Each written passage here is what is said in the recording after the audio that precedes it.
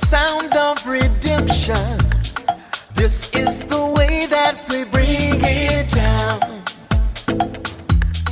Down, down, down. Down, down, down. Down, down, down. Down, down, down. Down, down, down. Igniting the fire within you. Exalting the melody of freedom. These are the things that will bring it down. Down, down, down. Down, down, down. Down, down, down. Down, down, down. Down, down, down. So gather the faithful. Tell everyone to stand and shout loud. Shout loud. Shout loud. Let's bring it down. Let's bring it way down. Let's bring it down. Let's bring it down, down. Let's bring it down. Let's bring it way down. Let's bring it down. Let's bring it down, down. Down, down, down. Let me tell you, it's in the air. Joy is in the air. Love is in the air. Can you feel it? What it feel like? Freedom. What it feel like? Don't sleep on it, brother. You might get left, sister. Can you feel it? What it feel like? Freedom. What it feel like? Justice. No need to be counted, cause I am down. Down, down, down. Down, down, down. Down for the end of racism, for the end of bigotry, cause I am down. For the end of misogyny, that's right. For all the isms out there, just down, down, down. Let's bring it down. Rise up, people. No more foolishness, and let's bring it way down. Riding the river of change into the cries of contrition. This is the way that we bring it down. Down, down, down. Down, down, down. Down, down, down. Down, down, down. Down, down, down. We are the children of Eden, dancing and celebrating freedom. We are the ones that must bring it down. Down, down, down. Down, down, down.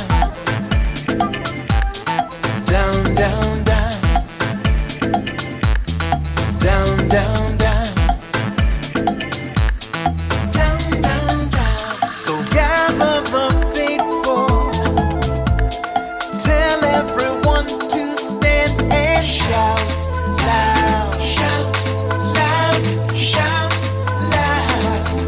Let's bring it down. Let's bring it way down. Let's bring it down. Let's bring it down, down. Let's bring it down. Let's bring it way down.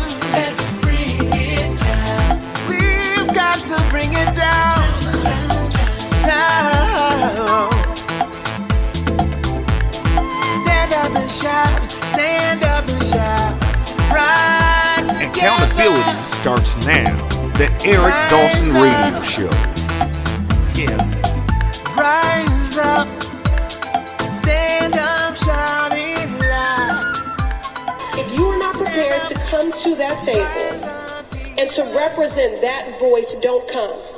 Because we don't need any more brown faces that don't want to be a brown voice. We don't need black faces that don't want to be a black voice. We don't need Muslims that don't want to be a Muslim voice. We don't need queers that don't want to be a queer voice. And if you're worried about being marginalized and stereotyped, please don't even show up. Live from NPR News in Washington, I'm Corva Coleman. Federal officials say the U.S. is entering what could be the toughest week of the coronavirus outbreak. As NPR's Bobby Allen reports, new infections and virus-related deaths are expected to surge this week while the White House continues its calls for social distancing.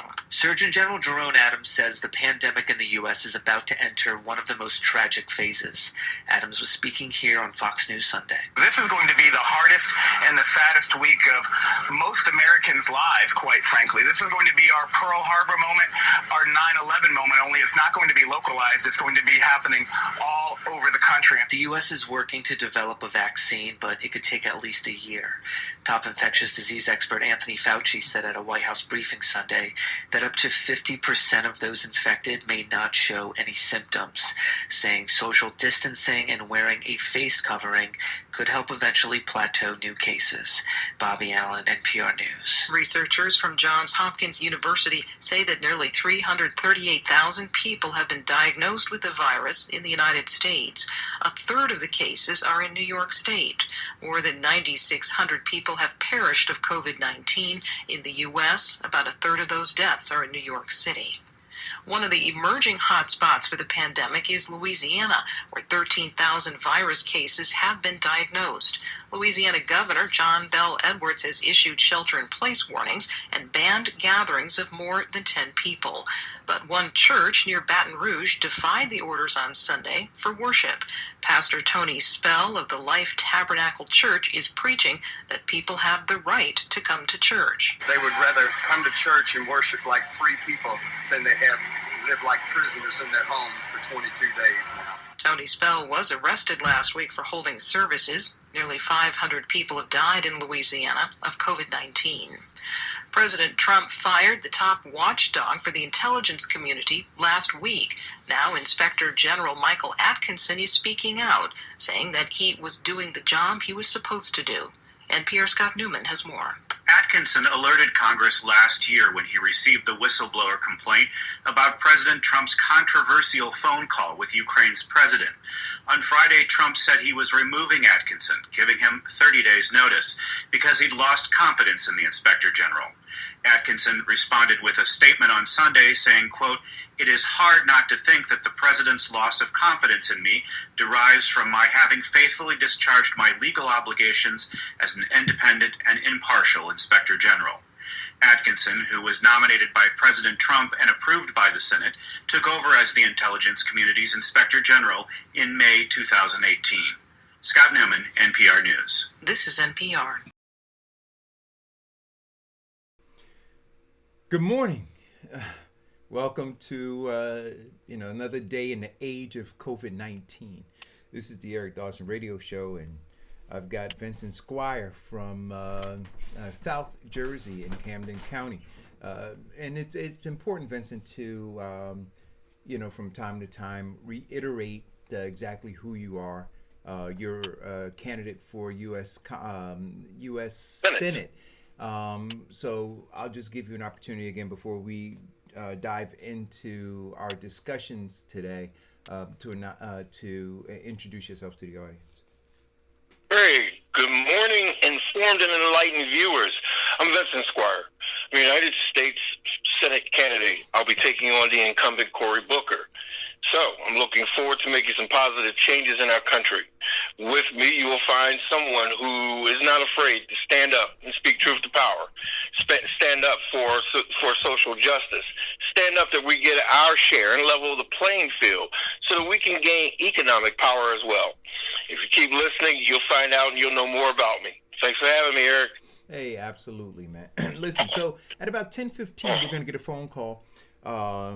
A Newark resident, Avi Richardson, who is a frequent viewer of the show and has been a contributor from time to time. She's an advocate for tenant rights, not only in Newark but throughout New Jersey, and I'm sure if she had the bandwidth, would advocate for folks all across the country.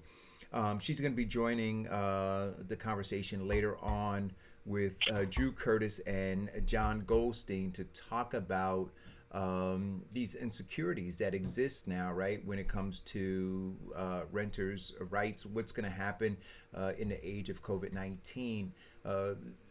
the president, and I'm telling you, I refuse to call it a stimulus package. At most, at best, it is a disaster relief package, but certainly it will not stimulate anything. But anyway, they're going to talk about that. We're going to have some broader conversations around, how COVID-19, and this pandemic is impacting other insecurities, as well as an array of other things. I had a couple conversations over the weekend. Well, you know where I'd like to start before they call in?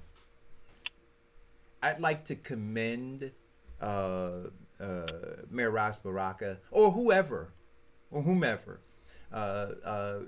trolls my posts and for taking heed to something that I put up this weekend. I woke up, Vincent. Well, actually, you know where it came from? I had gone to Restaurant Depot, and a lot of the store owners or restaurant owners go to Restaurant Depot to get their supplies. And so when I was there, I was fully masked in my Darth Vader kind of, 3M respirator mask, right? With my glasses, my hat on, right? I'm your son, Luke.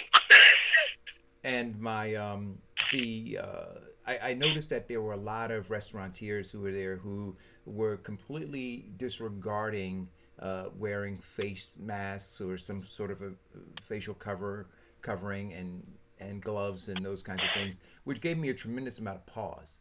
And I'm going to talk about that in a second, because what I'm going to say kind of runs contrary to what I hope we do, right? Which is support these businesses. But if these businesses are not going to support us in terms of practicing, social distancing, one, which is that they didn't do, and then secondly, adhering to what's coming out of these health organizations in terms of how to flatten the curve, right?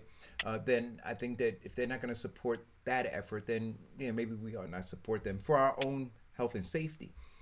But as I was watching it, and as I was looking at some of the other posts that are on social media and people not following these health guidelines, and going into supermarkets and stores and coughing and breathing on people and touching stuff with their filthy hands, I said, well, you know what? And I took it out of what you say, Vincent. You can't legislate away stupid, right?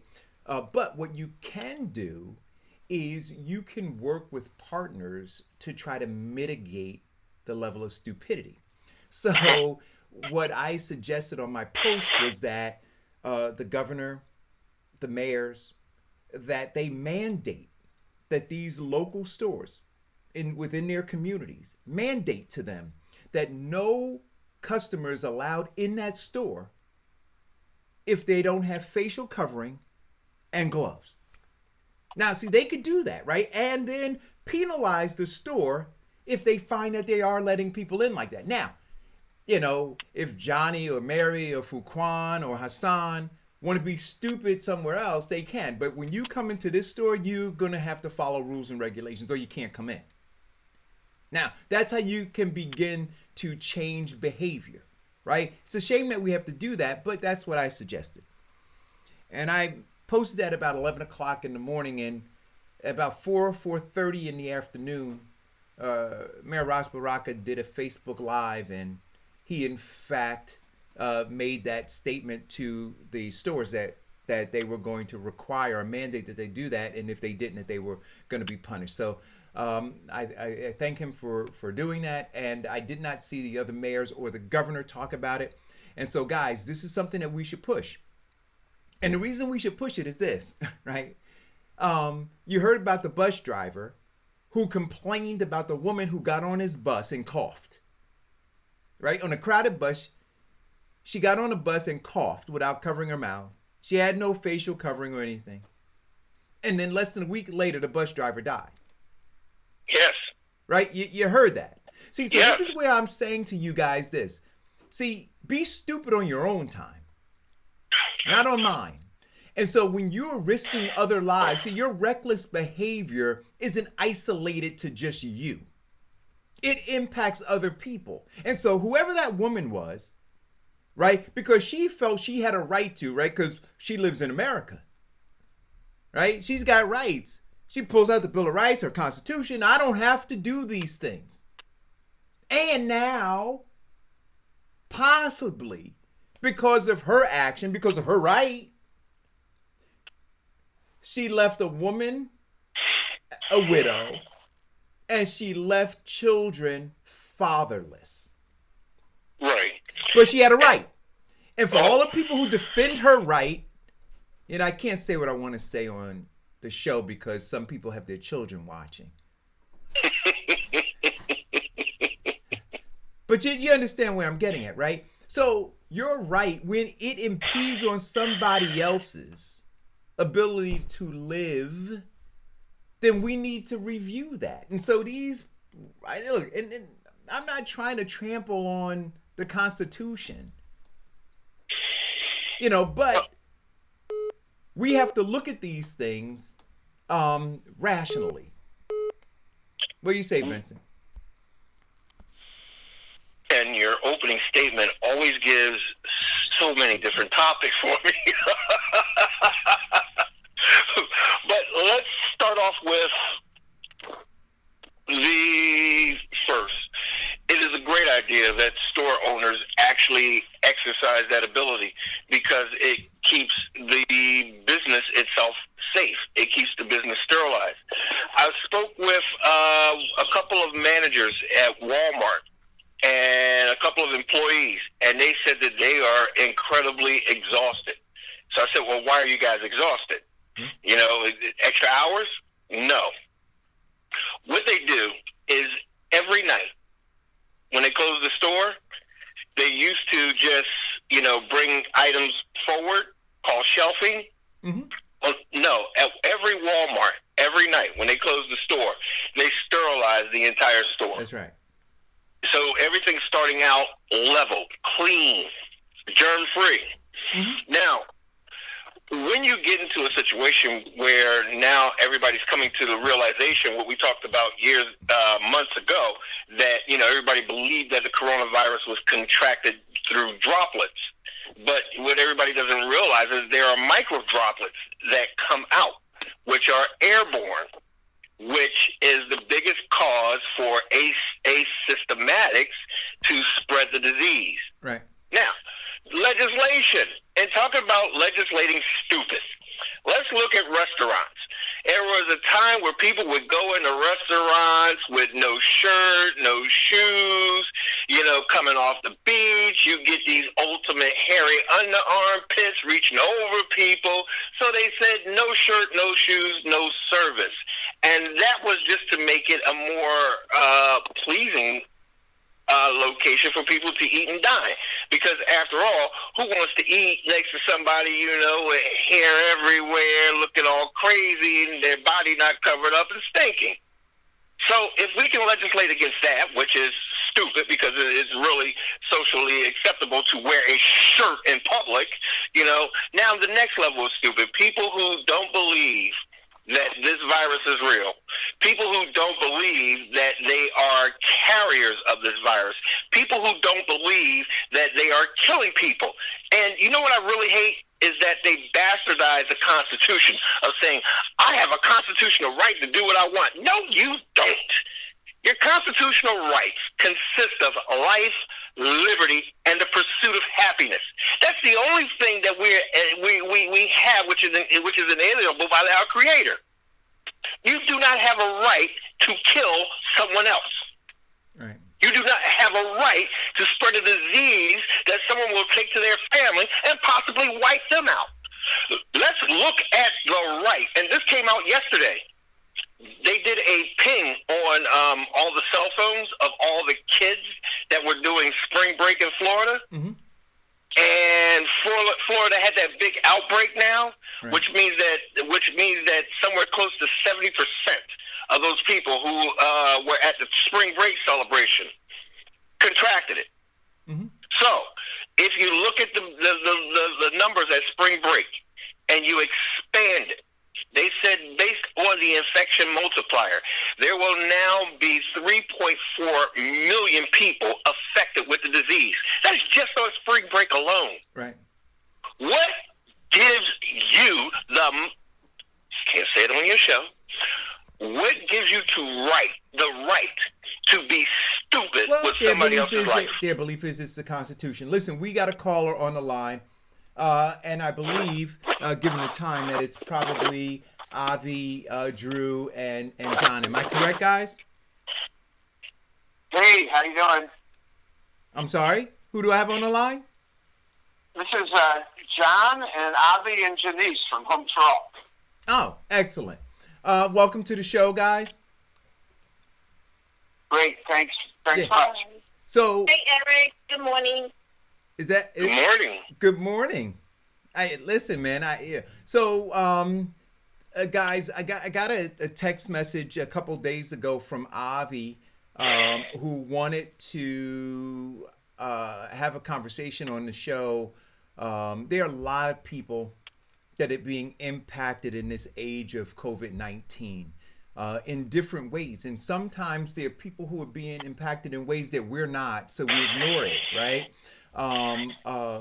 And so what we want to do is try to highlight some of the other ways that you might not be aware of that people are being impacted. And so one of the things that Avi wanted to have a conversation about today was rent relief. April 1st just went by and folks had rent to pay. And how did they pay it? What anxiety did they suffer in trying to pay it or thinking about paying and not being able to? And now here we are, the 6th of April, right? And, the calendar is moving and we'll be at May 1st soon. And according to all reports, New York will hit its apex in, another week. They're talking about having this shelter in place or stay at home for at least the end of this month, maybe longer. And so folks are not earning income, not able to pay rent. What are they going to do? So welcome, guys, to the show. Great. So, hi, Eric. Hope everybody's doing well. Eric, Vincent, and all the listeners, hope you're all staying safe. I just wanted to real quickly go through what is in place right now for renters, and Avi and Janice are going to talk a lot about why we need to do more. But so federally, the federal mortgage insurers are providing forbearance on mortgage payments for multifamily buildings on the condition that they not evict the tenant. So this is a little bit of a start on the federal level, but obviously not enough for people who are really rent challenged right now. In New Jersey, we have an eviction and foreclosure moratorium, 90-day grace period on mortgage payments. Late payments can't be used to downgrade credit scores. Eviction and foreclosure moratorium, as I said, ban on utility shutoffs. And the governor requested that any landlord who gets mortgage help should provide similar to tenants. In addition, in Newark, we also have the moratorium, a 60-day tax extension on tax payments. And Newark has implemented a couple of programs for residents without permanent addresses. There's Plan for Housing, both residents who don't have permanent addresses who have COVID-19 and also those that don't, housing them separately. And there's $1 million in a rapid short-term rental housing for 300 of the most vulnerable Newark residents. So, first, we're happy that government is trying to address these questions, but there's obviously a lot more that needs to be done. We have so many people who are laid off, very low-income people who are stressed to the max, some who are getting some federal benefits, some who are not. And that's why we want to talk about immediate suspension of rent. Okay. So, Okay. I'm sorry, go ahead, Avi. Oh, no, I was just going to chime in. Representative Maxine Waters, she's the chair of the Financial Service Committee, and she is proposed spending $100 billion to cover people's rent and utilities. That's in the works. For New York, Senator Mike Ginaris of Queens, he introduced a legislation that would forgive 3 months' rent and mortgage payments for people, small businesses who are affected by COVID-19. I haven't heard anything from our New Jersey senators and what they plan to do to help people in New Jersey, but I'm hopeful, right? So on a practical level, unfortunately, go ahead. What? No, so I said on a practical level, April 1st went by. Yeah. There were a lot of people who were supposed to write checks to their landlords. A lot of people couldn't write checks to their landlords. What happened? Absolutely. But here's the thing, though. I mean, what you can do in the meantime, give your landlord a heads up. You know, call them up and say, listen, you know, I'm experiencing some financial struggles because of the COVID. You know, contact your landlord as soon as possible and ask to work something out. You know, see if you can set up a payment plan. You know, ask the landlord for a temporary rent reduction. I mean, they're going to be getting money from the federal government. You know, they're definitely going to be getting help, you know, help in this situation. Who's going to help us? You know, so we have to make the effort. We can't just sit and allow things to happen. You know, we have to make the effort. We have to call our landlords. And we can even say something as, you know, can you give me a 3-month rent relief? And you can extend my lease. That's something that, you know, Home Show we were talking about. You know, extend our lease. You know, it's not that we're not going to pay it. We are going to pay our rent. We just can't pay it in the full amount when it's due. Oh, excuse me, Avi.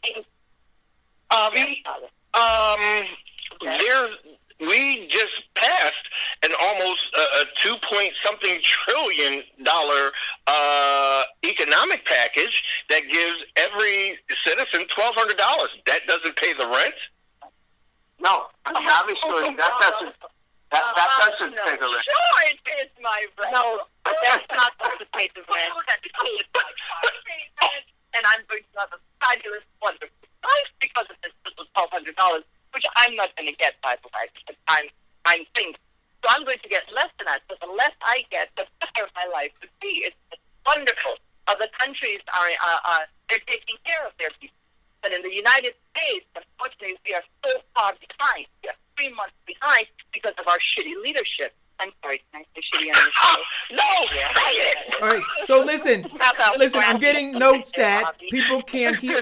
Listen, I'm getting notes I'm sorry, but I mean, we are so far behind. You have countries, a country like Trinidad and Tobago, they have controlled the virus. And that population is 1.6 million people, the same population of New York City. And New York City is now the epicenter of the COVID virus. Somebody explain to me this madness.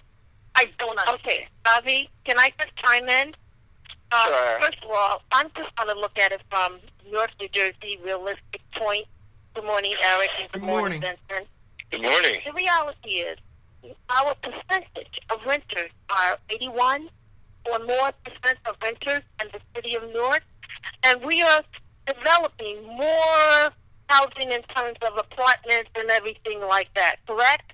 So with that being said, the renters are going to suffer. I look at the pavilion, and I look outside, you know, because I have the view of the parking lot. I have never seen so many cars on a Monday morning. Normally by 8:30, 9 o'clock, the parking lot is like 2/3 empty. But because we have people not working who work at the airport, who work as waiters and waitresses and, you know, work in retail, they are not working. So we are in a rent control building, and even though our rent is modified to, you know, be stabilized under the rent control ordinance, the problem is people who were having problems paying their rent from paycheck to paycheck are now not going to be able to pay their rent. So with that being said, not only should these residents ask the landlord, but the landlord needs to be coming up with some type of solutions for the residents just as well. You know, I'm quite sure that our property manager and owners have to know that, you know, they're going to hit this crisis.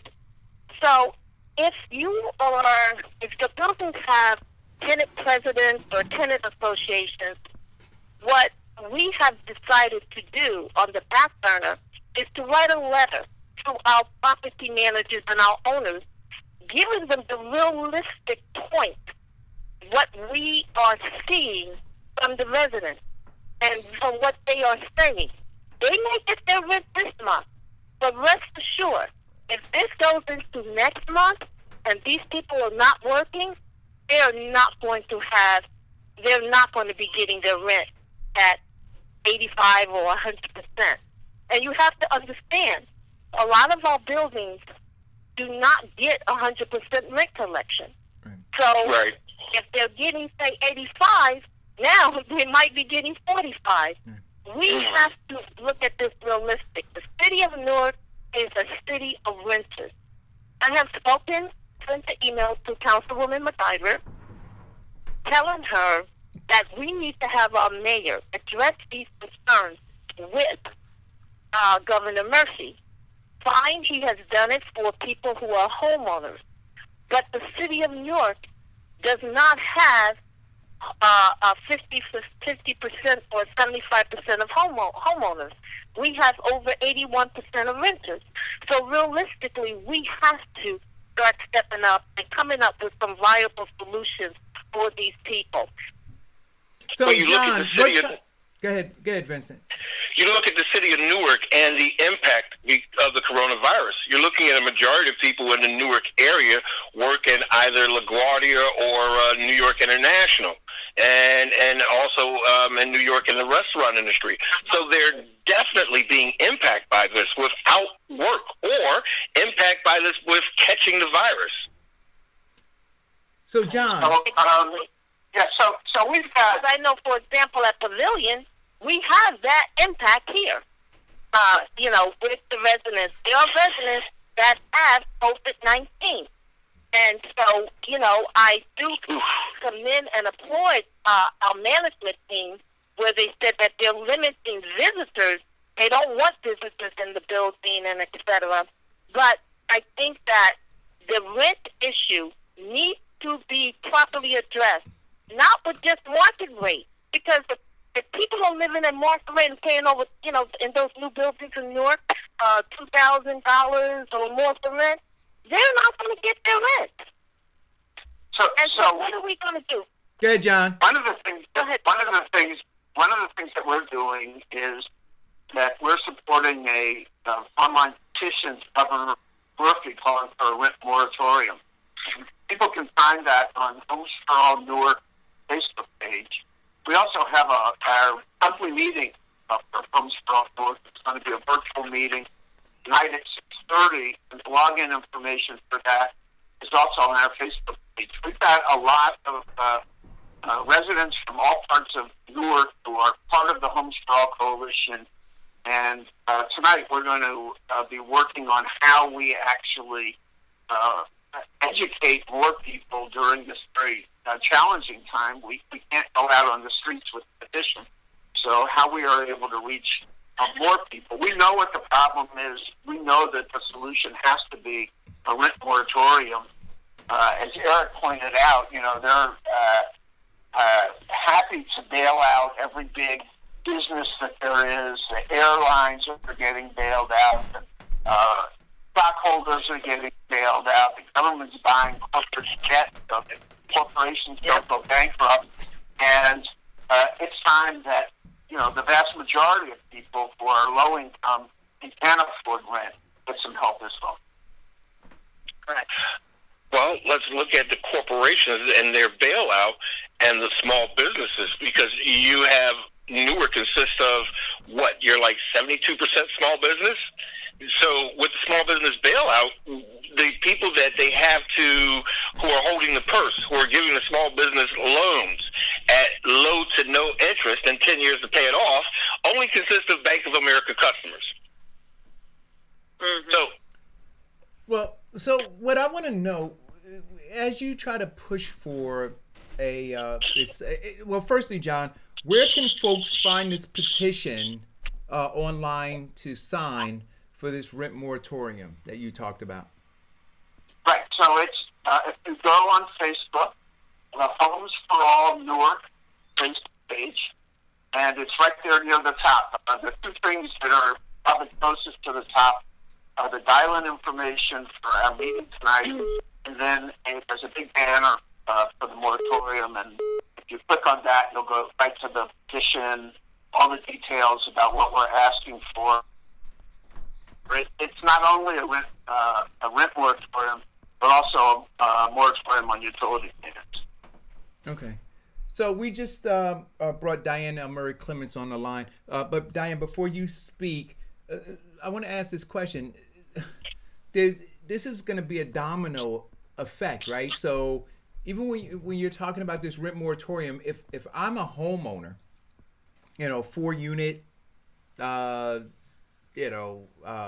home, and all of a sudden I hear that folks are talking about a rent moratorium, so that essentially means that those 4 units that I was now looking for income from to be able to pay my mortgage and to be able to provide for me and my family, how does that end user, right? That's the homeowner now. How do they look at this? Because this is so you're lobbying for the renter, and there's somebody who's lobbying for that homeowner, and it just continues to go down the line. So how in this age of COVID-19 does it work out for the homeowner?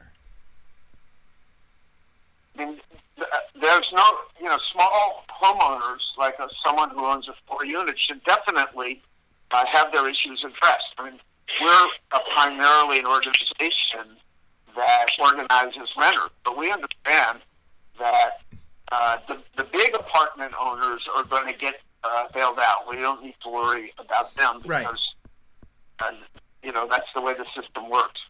There definitely should be help for the small homeowners.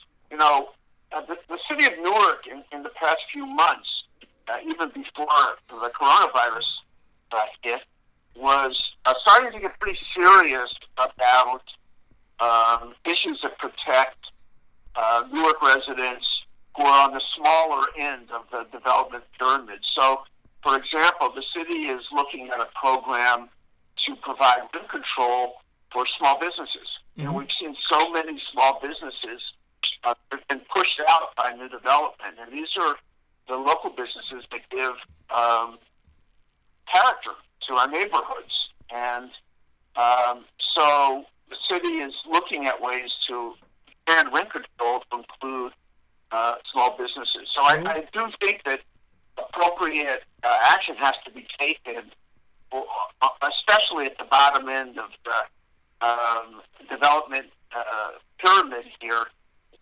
We speak, primarily for renters because that's who our organization is. But there's no doubt that there's a gap for small landlords that also needs to be addressed. Sure. Hey, Diane, welcome to the show.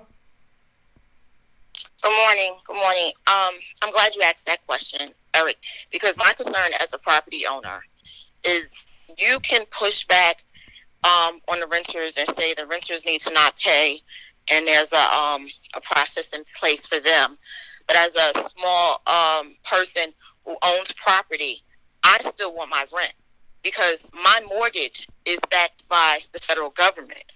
And it's not backed by Bank of America because, as you know, as the process has happened, banks, you'll do your mortgage with Wells Fargo, and 6 months in, they'll sell your mortgage to somebody else. So now you're at a processing company that all they do is handle mortgages, and they were not at the table with Bank of America and Wells Fargo negotiating to say that we'll give our property owners a break on their mortgages so they can then in turn give them a rent break on the renters. So I've got good news. I've got good news for you. That on March 23rd, the federal government announced, and the federal guarantees are Fannie Mae and Freddie Mac. So I assume unless you have VA, that you're insured by one of them. And the federal government is giving mortgage forbearance for all multifamily buildings that are guaranteed by the federal government on the condition that you not evict your tenants. So there is some help sounds like for you, because you're in a federally guaranteed mortgage. Also being a multi-tenant owner, one of the things that you do is negotiate or talk with your bank or your banking institution, because they are sending out some federal money. The problem that we have is it doesn't help you right now. So that's the big kick in the teeth. Oh, by the way, Trump, one of America's biggest landlords, and Jared Kushner, guess what they're doing with their tenants? They are demanding their rent. Oh, I'm sure they are. So, Surprise. So here's the thing. Again, just very practical. I'm sorry. So my question to you, while you're working with the tenants, are you looking so they don't have to pay any rent, or are you looking for maybe a reduced amount and say what they pay 20 or 50%? Because like we already know, if you have multiple tenants, you're not getting 100% of your rent. Exactly. So Diane, and that's what I had stated earlier. Good morning, by the way, Diane. Good morning. I had stated that earlier, that, even if there was no COVID-19, most buildings generally probably collect 85% of their rent. So with that being said, they might collect, close to it this month. But if we move into May, it's going to be decreasing. But the only other concern is, if we are living in rent-controlled buildings, and I think I had stated this in an email to John, what is going to happen is landlords, even though they'll get some type of relief from the government and et cetera, but because we're in rent-controlled buildings, they can probably file for hardship. And that will put even a harder tendency on the residents who live in these buildings. So there has to be some type of protection for us as renters in rent-control buildings, or even, or the landlord's going to be charging, even though, we're not paying rent for the next month or two, are they going to still force us to pay late fees and all these other added charges? So the picture is really bigger. For the small landlords that have like a 3-family or a 4-family home, it is going to be difficult for them. Well, let me ask this question. Sure that they're going to experience this. Let me ask this question. Is it my understanding that the governor, as well as the mayor of Newark, declared a moratorium on evictions? Isn't that correct? Absolutely. Yes, absolutely. Yes. Evictions and foreclosures. Right. So evictions. Great. So essentially. But that only What I'm saying is that doesn't stop them from filing for hardship, and you understand where I'm coming from. You know that. Wait a minute. Say that again. What did So you? Janice's point is that, there's 2 points here. One is that if there's a moratorium on evictions, it doesn't mean that when the COVID-19 crisis is over, that people are still going to owe the rent. And if they haven't been able to pay during this period of time, they're going to owe 2, 3, 4 times the rent, which in itself is a huge burden. Janice's point is that under the rent control law, that applies to any rental unit, even small rental units larger than 1 unit. Then under the rent control law, a landlord can put in for a hardship case and raise the rent after this is over, because they can say there was a hardship that they didn't collect all their rent during this period of time, and turn around and raise the rent. So that's another issue that we have to really protect ourselves against. this is why we need to get our elected officials involved. They need to be, we need to get our senators, Governor Murphy. We need to get our local elected officials involved in this, because it's bigger than what it is. I mean, we are all going to be affected by this in the long run. It's just not 3 months or 2 months or whatever. We're going to be affected by this. I mean, get ready for a recession. It's coming. I have to put this in a real quick perspective. So, in Florida, Senator Rick Scott, Republican senator from Florida, one of Trump's biggest buddies, he has proposed a moratorium on rent, mortgage, and utility payments for those making less than $75,000 a year. And he said, rather than bailing out big businesses, we should be focusing on those that need the help the most. And I think it's significant that this conversation has reached, the federal government feeling like they've had to do some things. Certainly the state government was fairly quick in doing some things. The local government is doing a number of things. This concern for the people at the bottom would not have happened 10 years ago. I think the world of how people see income disparities in this country has changed dramatically, partly as a result of the big emphasis that was placed on the 1% and the huge income disparities in this country. And so people, even conservative Republicans, understand that you cannot just bail out big business and ignore people with hardships. We're never going to get a proportionate share of what we need. But we definitely need to grab as much as we possibly can. This is what I find that moratorium to be, as Eric Dawson so eloquently calls, maximum sophisticated confusion. And let me break it down to you. It's bullshit. Look, here we go. These guys went through 4.5 weeks of debating, arguing, negotiating, and politicking on this economic stimulus package. If they had it in mind for the small business and the small-level multi-unit owners, they would have put that in. Yeah. All this is right now is just bullcrap to make you feel good so that you think that they're doing something for you. In reality, the time for them to do it was last month. And how about 2 months ago? How about 2 months ago? There you go. It was 2 months ago, okay? This is why they make the big bucks. And we are the ones, the little guys are the ones who we're always at the end. Always suffering. We're always suffering. Always. Enough. So let me ask you a question, John. I'm so sick and tired of all these experts saying this and saying that and, planning my future for me with their idea. You don't know my life. Right. So let me you ask. You don't know what we go through every day. Let me ask all you guys a question. What asking for is not unreasonable. And I am sorry, but our local officials, they're not saying anything. They're not doing anything. Where's Corey? I hear nothing from him. Where's Menendez? Nothing. Where is our local councilwoman? Nothing. I see nothing on her Facebook page. Nothing. I see nothing on our mayor's page. Nothing. Absolutely nothing. Where is their compassion for us? Somebody needs to explain this to me like I'm a 2-year-old. It is ridiculous. America has 47 million renters.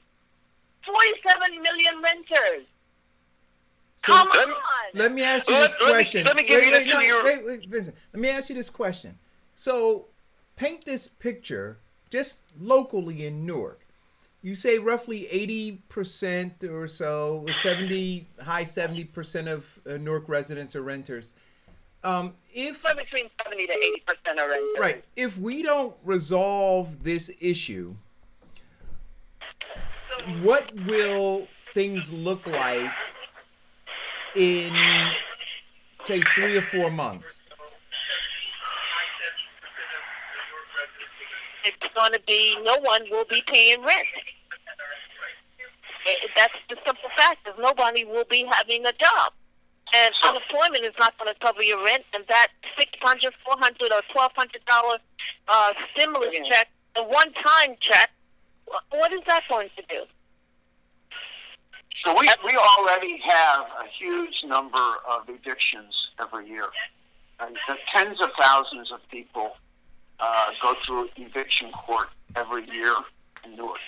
And so if you think about that number and exponentially increase it, because the moratorium on evictions is going to end.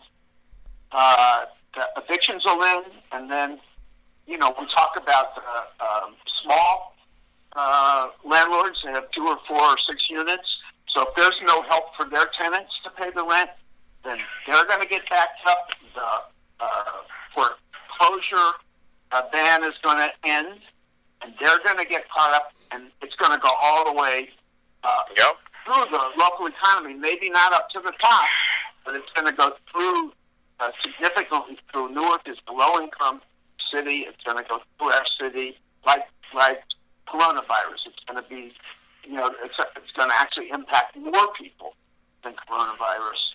Yeah. And we're going to be dealing with this, more people without permanent addresses, more people living in cars if they have them, living in parks. And, we have not really begun to imagine the impact this is going to have. We got another caller. Call go.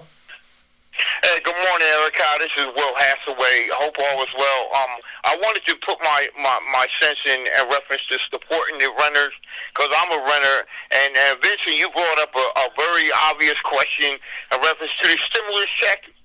Okay, who lives off of $1,200 for one-time payment in reference to cable, food, electricity, and all types of needs? Murphy needs to step up, put a plan in place. When Governor Christie was the governor, he cut the renter's rebate.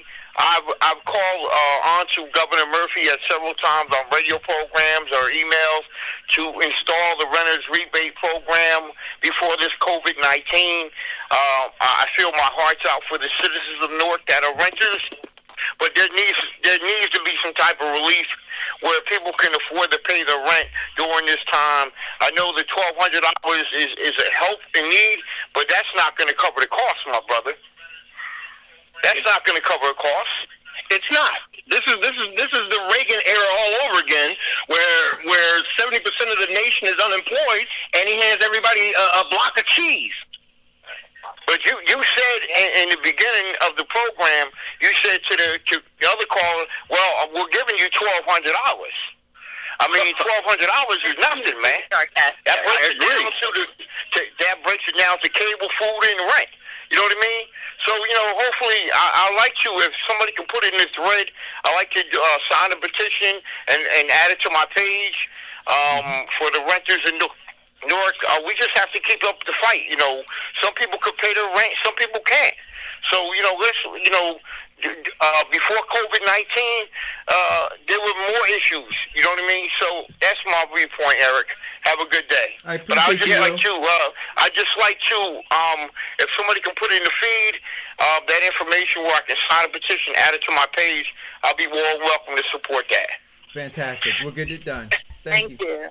And to answer your question on your politicians, let me give you Politics 101. Now, politicians are supported and get recognition by marketing, conventions, et cetera, et cetera, et cetera. Now, politicians no longer rely on the people for support.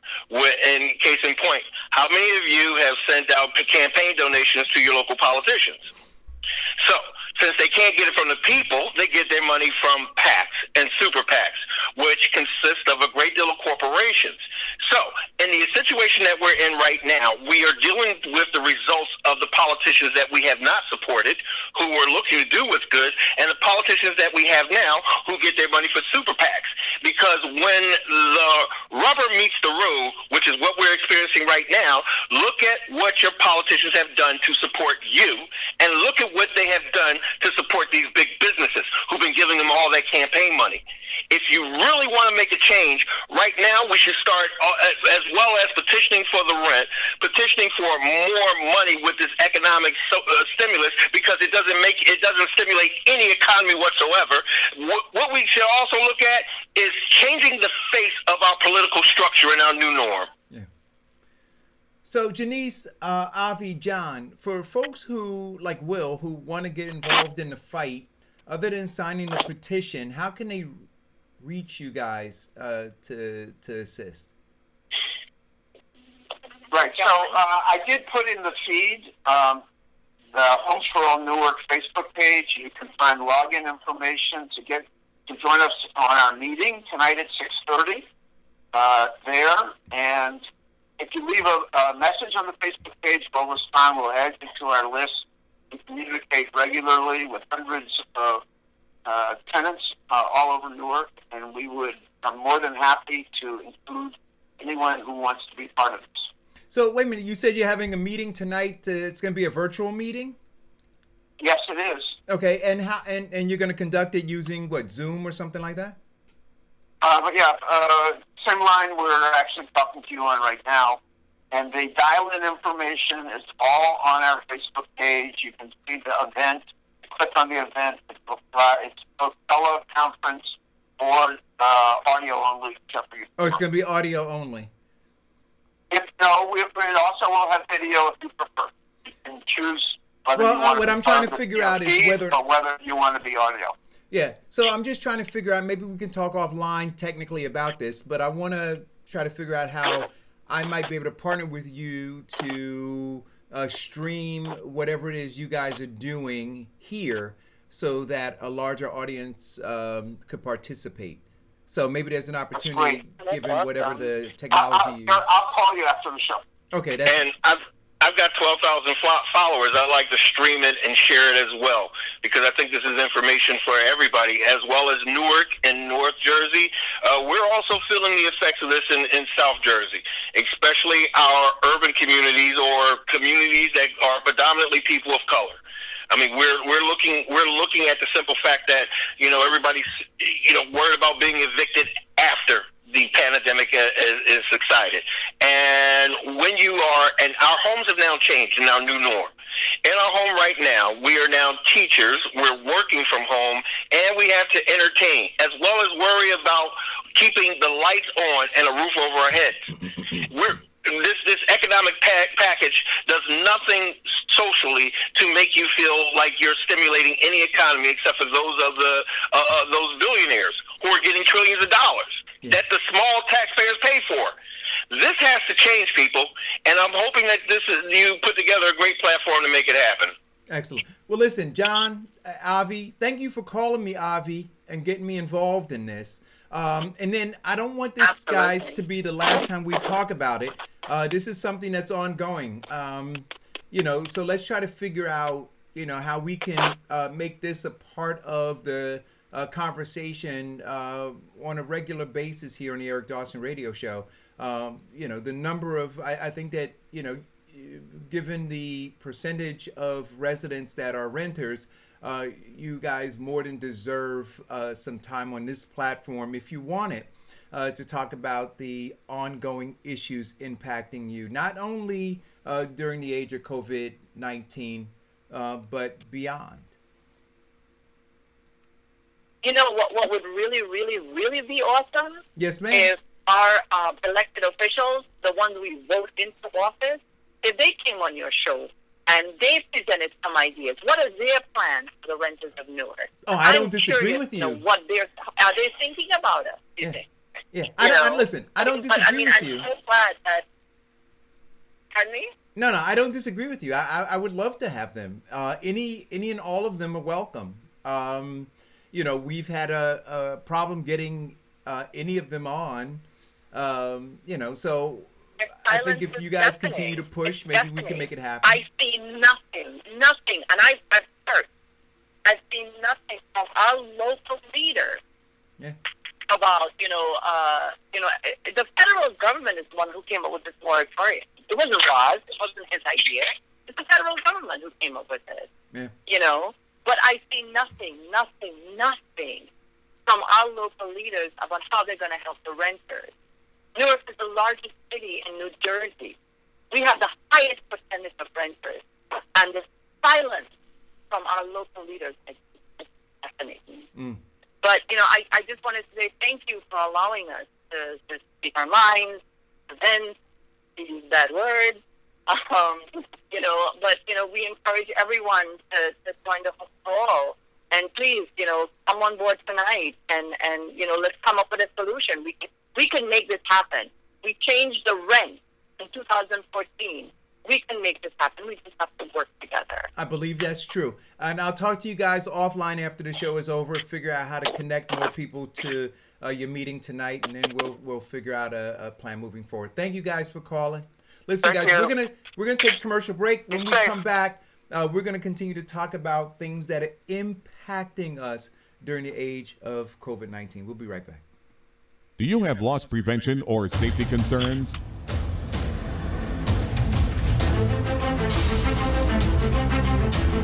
Black Belt Security and Investigations has armed and unarmed guards that can protect what is important to you.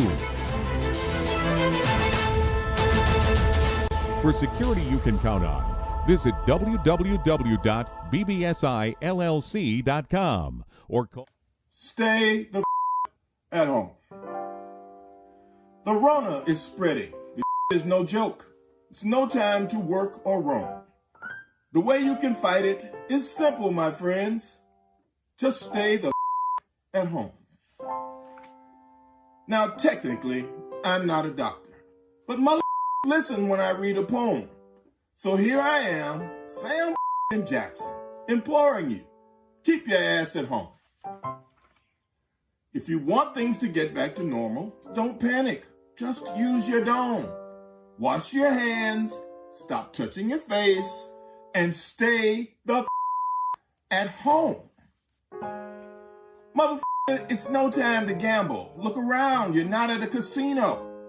Just stay the home as if your name was Trenton Quarantino. Sure, you can still see your friends. Use the mother app on your phone. But unless you just ran out of groceries, please stay the at home. Thank you for doing your part to flatten the curve, because that is steep. And now that you're home, please feel free to go the to sleep. The end. Live from NPR News in Washington, I'm Courtney. All right, so listen, guys, we're gonna move forward. I want to play another, and I thought I would have it up. All right, gonna play another news clipping. This one's gonna be from Fox News. It's going to be another tough week. I'm Dave Anthony, Fox News. This is going to be the hardest and the saddest week of most Americans' lives. Surgeon General Dr. Jerome Adams calls it perhaps our Pearl Harbor or 9/11 moment, reiterating the need to be socially.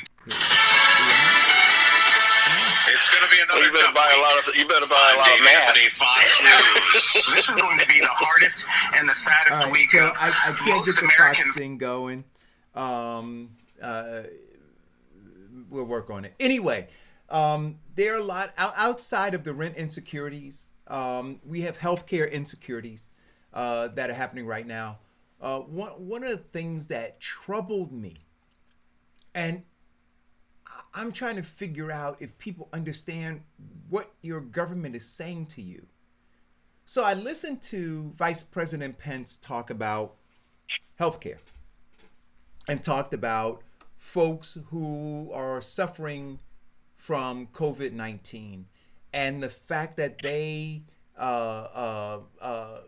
fighting to make sure that if you're suffering from symptoms from COVID-19 and you go to the hospital, they want to have your copays waived. They want to have all of your stuff waived. They want to be able to get you seen and taken care of by a doctor, right?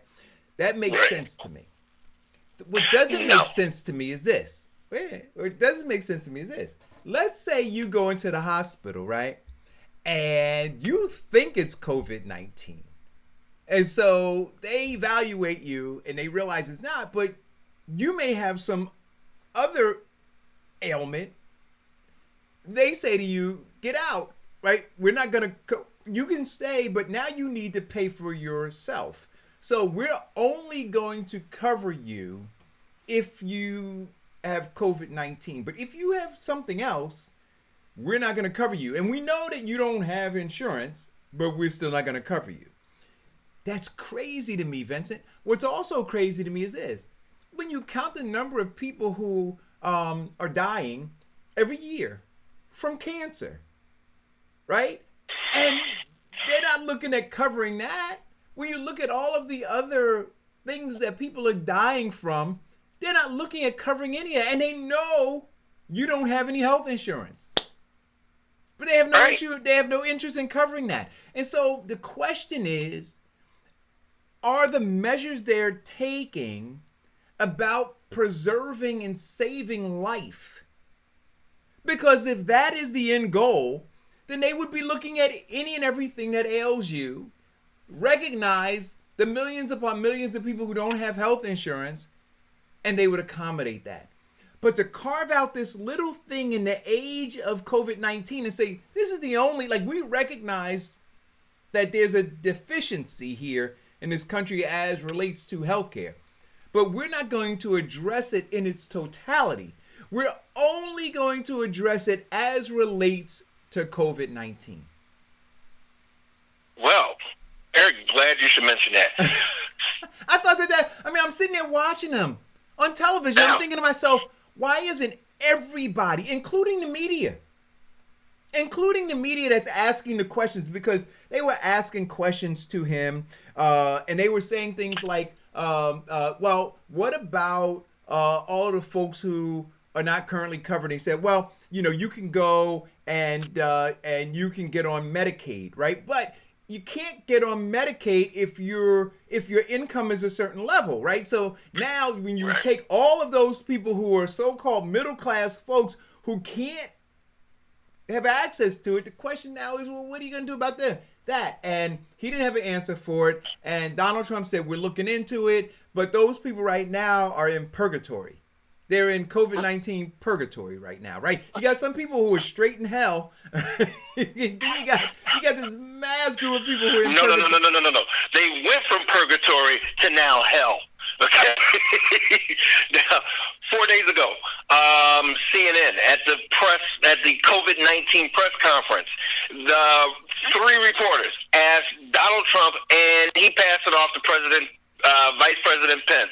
They said, now, with the situation going in right now, with people going to their primary physicians and about the COVID-19 and taking tests and so forth, and he says, oh, I'm going to talk to them. They're going to waive that. They're going to do this. You're not going to be charged. They said, but what about the 12.8 million people who do not qualify because you cut that part out with Obamacare? He said nothing. Absolutely, positively nothing. You don't qualify for Medicare. You don't qualify for the gaps in which Obamacare gave a lot of middle-class businesses and families. So right now what he's saying to you is that you're coming out of your pocket again. So there is actually, to me, and this is my opinion. Now, this isn't Vincent the man running for office talking. This is Vincent the man who is an American citizen.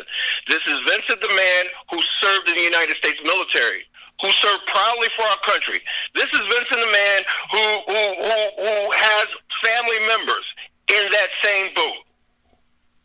He could care less about us. Bottom line. And here's the thing. Not only has he exploited people of color, but the biggest people being affected by him cutting the Obamacare package and refers to this COVID-19 are white middle-class people. So once again, we're looking at leadership that could care less about the individual and more about the corporations. Forget billions and hundreds of billions of dollars in this $2 trillion economic stimulus package that are going to corporations. This money should be, forget the $140 billion that's going to medical research, because it's going to the manufacturers and the pharmaceuticals. Forget all of that. Refund, reinstate Obamacare, and let people get some help. It's not that hard. Listen, what they could have done with this whole medical stuff is they could have made this part of that emergency package, right? That catastrophe package. I'm not going to call it a stimulus package. I'm going to call it something else, right? But they literally could have just written it into there, and that would have been it, and everybody would be covered. Everybody. All of this wrangling back and forth now, like you said, Vincent, it is maximum sophisticated confusion. It is people trying to convince you that they're fighting for you after the fight is over. Like, they had to fight. They had to fight to determine what was going to be in that package. And they didn't fight for you. But now all of them are talking about how much they love you and how much they care for you and how much they're fighting for you. October, November, they're going to, stand up and talk about how much they love you and care for you and fought for you and fought for your business and fought for your well-being. But in all reality, what we are looking at and what America should be focusing on is the leadership right now. Leadership does not consist of how strong and how proud and how tall everybody stands when everything is going well. Leadership consists of how anchored he is and how much he's willing to help the community in times of crisis. We're in a crisis. What is our leadership doing? Yeah. That's why, Eric, look, I love your show because you have a lot of people in leadership listening. And they are hearing it, and they are making changes for those who want to get reelected. But for those who don't, look at what they're doing. As the woman said before, nothing. They're doing nothing. They're doing nothing. Well, a lot of them don't know what to do, Vincent. Quite frankly, quite honestly, they don't know what to do. Listen,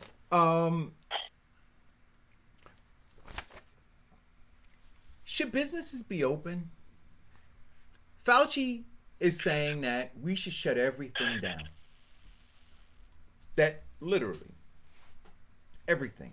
Now I saw airlines, I think it was United in Newark, they went from 400 flights a day down to 17 flights. Should they be down to 0? Should mass transit stop? No more buses, no more trains. Should all the stores not just wipe down their shelves, should they all close? Should we literally shelter in place 100%? Because when you listen to what's happening now, I posted a video. People are showing you how to make masks out of socks. People now they're saying that it's not just transmitted because somebody sneezed, but somebody could be talking.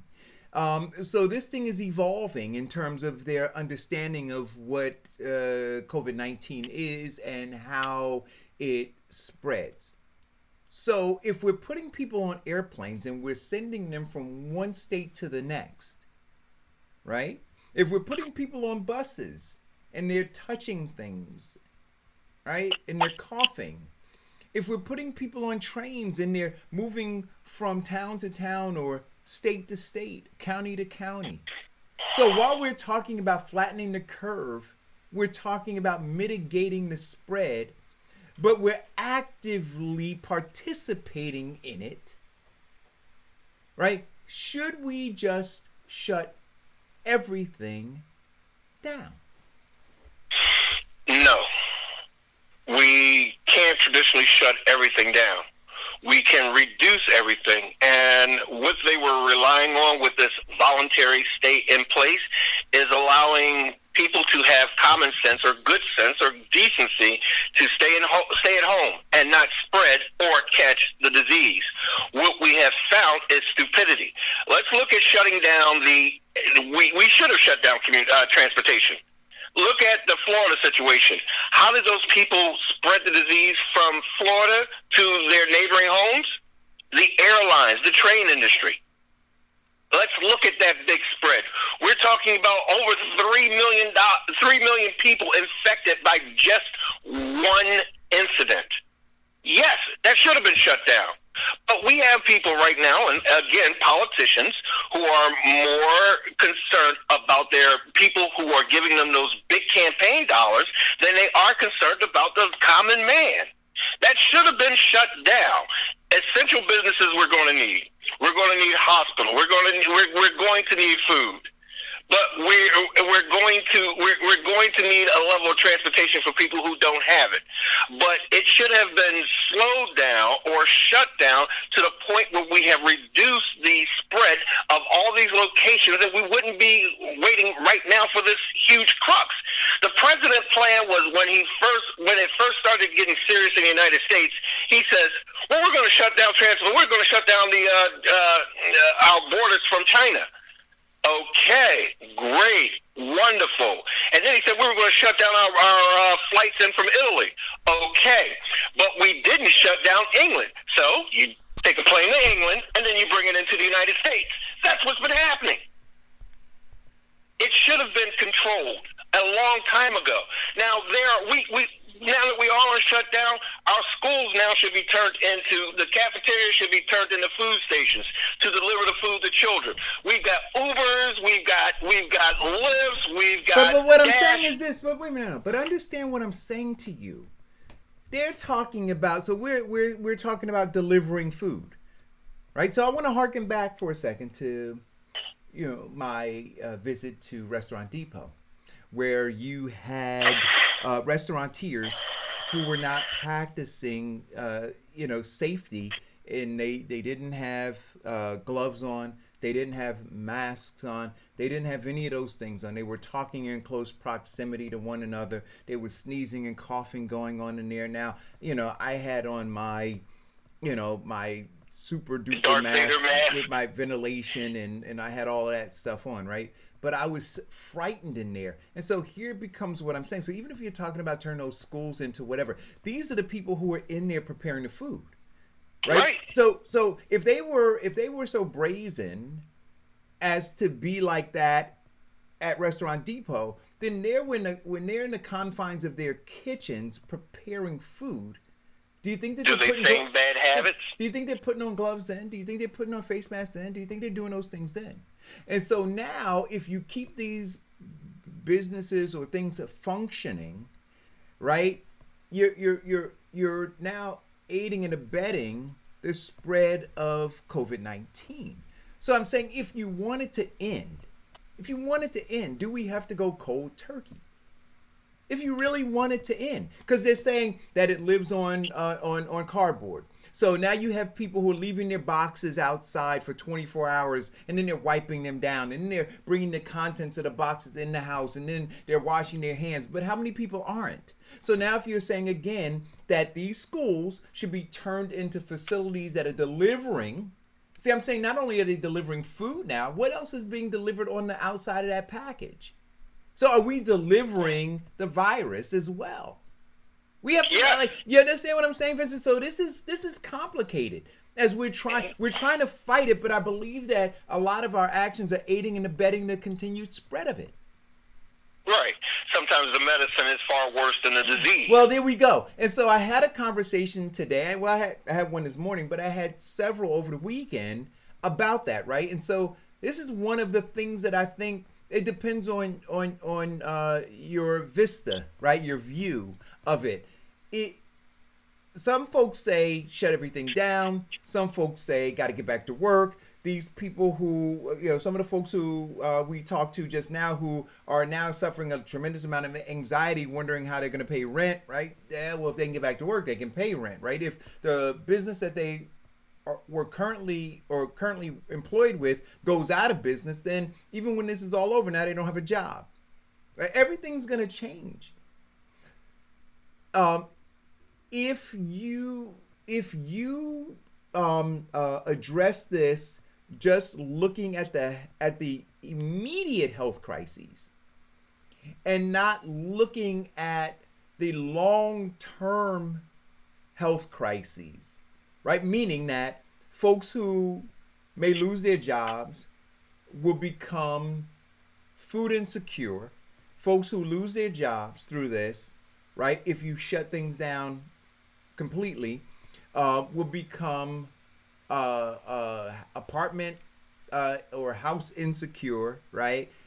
And all of those things translate down the road, and they also will become their health insurance will become problematic for them, and all of those things down the road will impact their health, right? And so we see an immediate death occurring as a result of COVID-19, but down the road there will be these inconsequential circumstances that occur, up to and including death as a result of the byproducts of some of the decisions that are being made on whether or not to open or close businesses.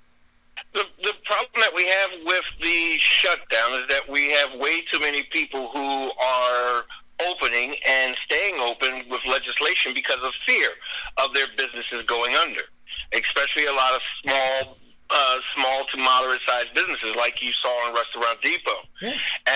And the whole thing, and there are two different issues. There are the simple fact of them serving food, and are they properly taking all known precautions to keep it from spreading from door to door? That's one issue. The other issue is the simple fact of greed. Because we're looking at, we should have shut down the airlines. Why? Because the airline industry is getting a lot of money right now from this stimulus package to restart their business when this pandemic ends, as well as any other transportation group. The small businesses aren't. So these guys are hustling, they're Uber eating, they're doing everything. But in terms of Dr. Fauci and the big theory with him saying shut everything down for 2 weeks, let it subside, he's absolutely right. Because to actually kill it, we have to do a cold turkey. But maybe I can do it better with this. There was a story of a man coming from England to America. Hey, this isn't a dirty joke, is it? No, it's not a dirty joke. Yeah, I mean, when you start with a man coming from England, I'm thinking, okay, it's like two priests and a nun. Yeah, I'm sorry. No, when you start with there was a man from Nantucket. I'm sorry, guys. But there was a man who had a lot of gold, and he wanted to come to America, right? The land of opportunity, so that he can gain more money to become filthy rich. Had a lot of gold on him. He carried it on his person as they did, back in those times. Mm-hmm. Well, this is the early 1700s, late 1600s. So the ship that he was on ran into a storm, and it was about to sink. Mm-hmm. So they had the little boats, for him to, get on to be safe as the ship was sinking. Right. So he grabs all of his gold, and he jumps. But because of the weight, he missed the boat and started sinking. Holding on to his gold, he's going deeper and deeper into the sea. All he had to do was let go of his gold and save his life. But eventually the man held on to it and then drowned. That's what we're doing in our country. We're so busy hanging on to the gold that we're losing lives. Listen, I want to play this other clip from, I think I have it up now. And then we'll continue the discussion. This is, I believe, from Fox News. This is the clip that I got from this morning. Nope, can't get it. I tell you, I try, Vincent. I don't know. Anyway. Listen, start making those homemade masks that the Surgeon General put on YouTube. It's going to be another tough week. Start bringing in the I'm Dave Anthony, Fox News. This is going to be the hardest and the saddest week of most Americans' lives. Surgeon General Dr. Jerome Adams calls it perhaps our Pearl Harbor or 9/11 moment, reiterating the need to be socially distant, though President Trump maintains there could be light at the end of the tunnel after New York, the hardest hit state, saw a daily decrease in deaths over the weekend. The full power of the American government and American enterprise It really is. This is an all-out military operation that we've waged. Fox News has learned new White House Chief of Staff Mark Meadows and Senate Democratic leader Chuck Schumer have discussed further invoking the Defense Production Act to produce more medical supplies like ventilators and appointing a czar to oversee that. The number of coronavirus deaths, meanwhile, in the U.S. is nearing 10,000 out of the nearly 338,000 infections. But 9 states not hardest hit do not have stay-at-home orders. Fox's Rachel Sutherland has more live. Today, Vice President Mike Pence will hold a conference call with governors who have not put stay-at-home orders in place. Washington State Governor Jay Inslee told NBC's Meet the Press he believes all states should conform with guidelines from the federal government. Even if Washington gets on top of this fully, if another state doesn't, it can come back and come across our borders. Arkansas Governor Asa Hutchinson says his state has had success without an order. Beating and slowing the spread more than in some states that have actually had a stay-at-home order. President Trump says his administration will intervene if there's a massive outbreak in any particular state. Dave? Rachel, Britain's Prime Minister Boris Johnson's been hospitalized as a precaution as he deals with a corona infection. Queen Elizabeth delivered a rare message. While we have faced challenges before, this one is different. She says better days will return. There's one surprising new corona patient, a tiger at the Bronx Zoo in New York. America's listening to Fox News. So, again, are we doing everything we can? So you have states that are saying, you know what, we don't have to comply. Then you have people in states who are looking at states that say we don't have to comply, and they're saying, well, then why do we have to comply?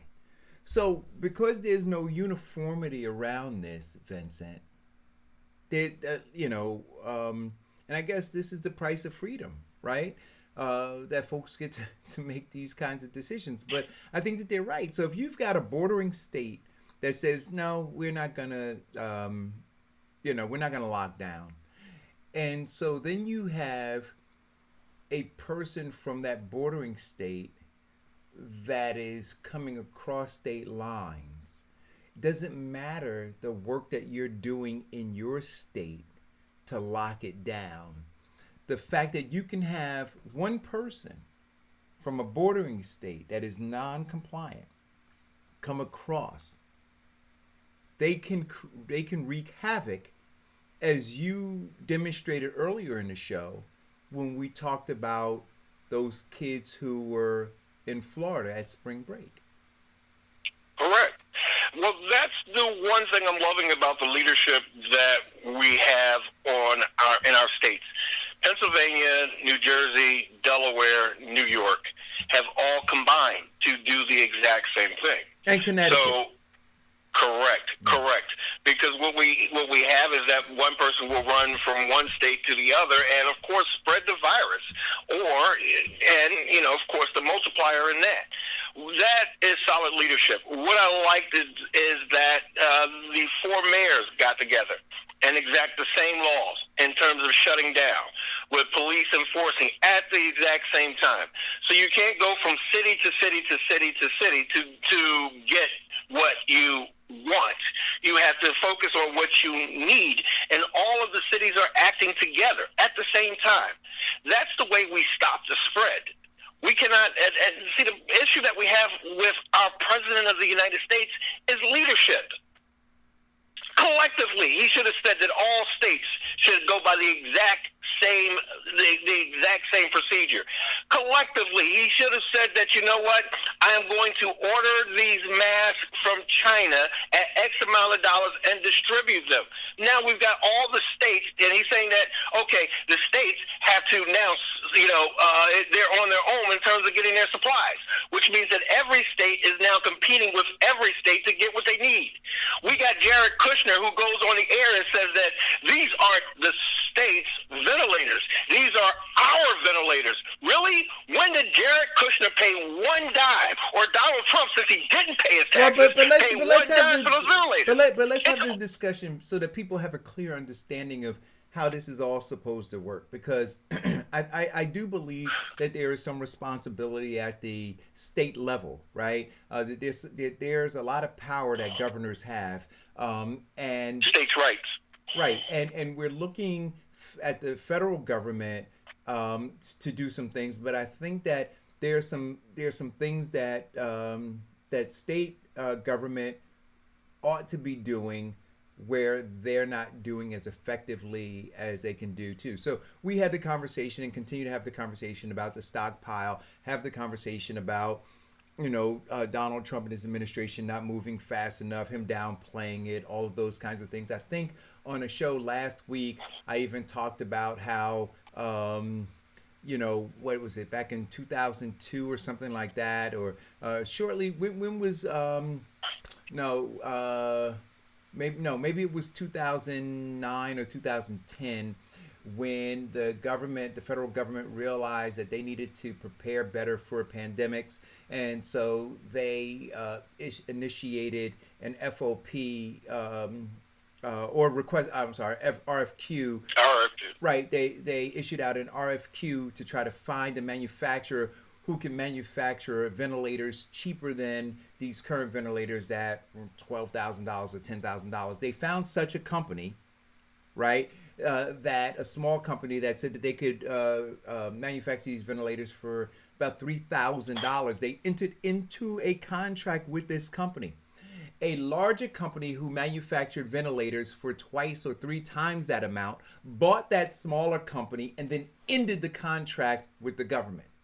Right? Correct. So you can figure out what that was all about, right? Because they wanted to keep the price of the ventilator where they wanted to keep it. They didn't want a company that was going to be undercutting not just the service government, but then to take that same low price ventilator and go into a market and be competitive. So they cut it off at its kneecaps, and then government, and I'm sure if you guys go and look, you'll see that that larger company probably contributed to political campaigns, and that's why there was no big stink made about it. But anyway, all of that led to where we are now. Got it.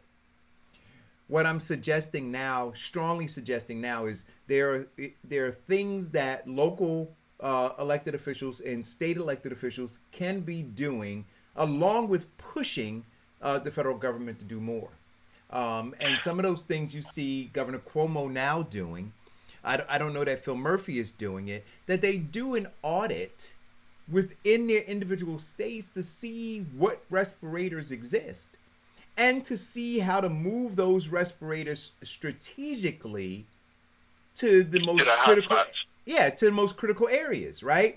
And then and you heard Governor Cuomo talk about doing that now, but he wasn't talking about doing that last week. So he should be walking and chewing gum at the same time. So as he's pushing Donald Trump to deliver more respirators, let's say he determined that he needed 40,000 respirators.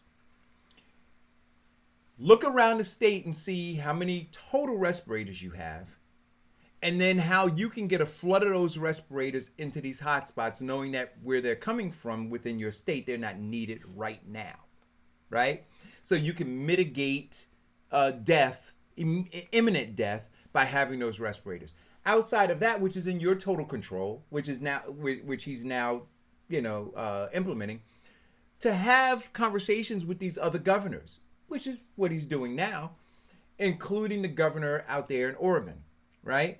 And Oregon sent, a reasonable amount of their ventilators to New York because they don't need them right now. Right. So now, and so if he's doing that in other areas or in other states where you don't have these hot spots, those ventilators could come in, right? Still asking or demanding the federal government to supply, but when those supplies come in, instead of them being routed to New York, have them replenish those states that sent their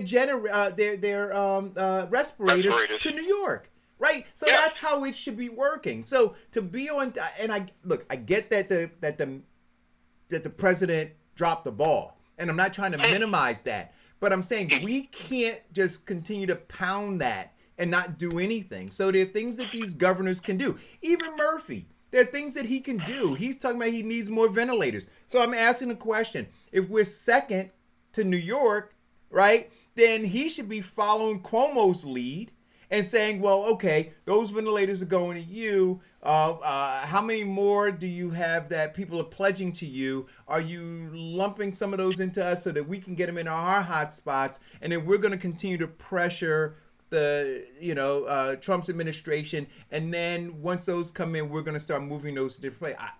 Is he doing that? Well, yes, he is. In fact, what Governor Murphy has done was talk with manufacturers of CPAPs to up the pressure on it.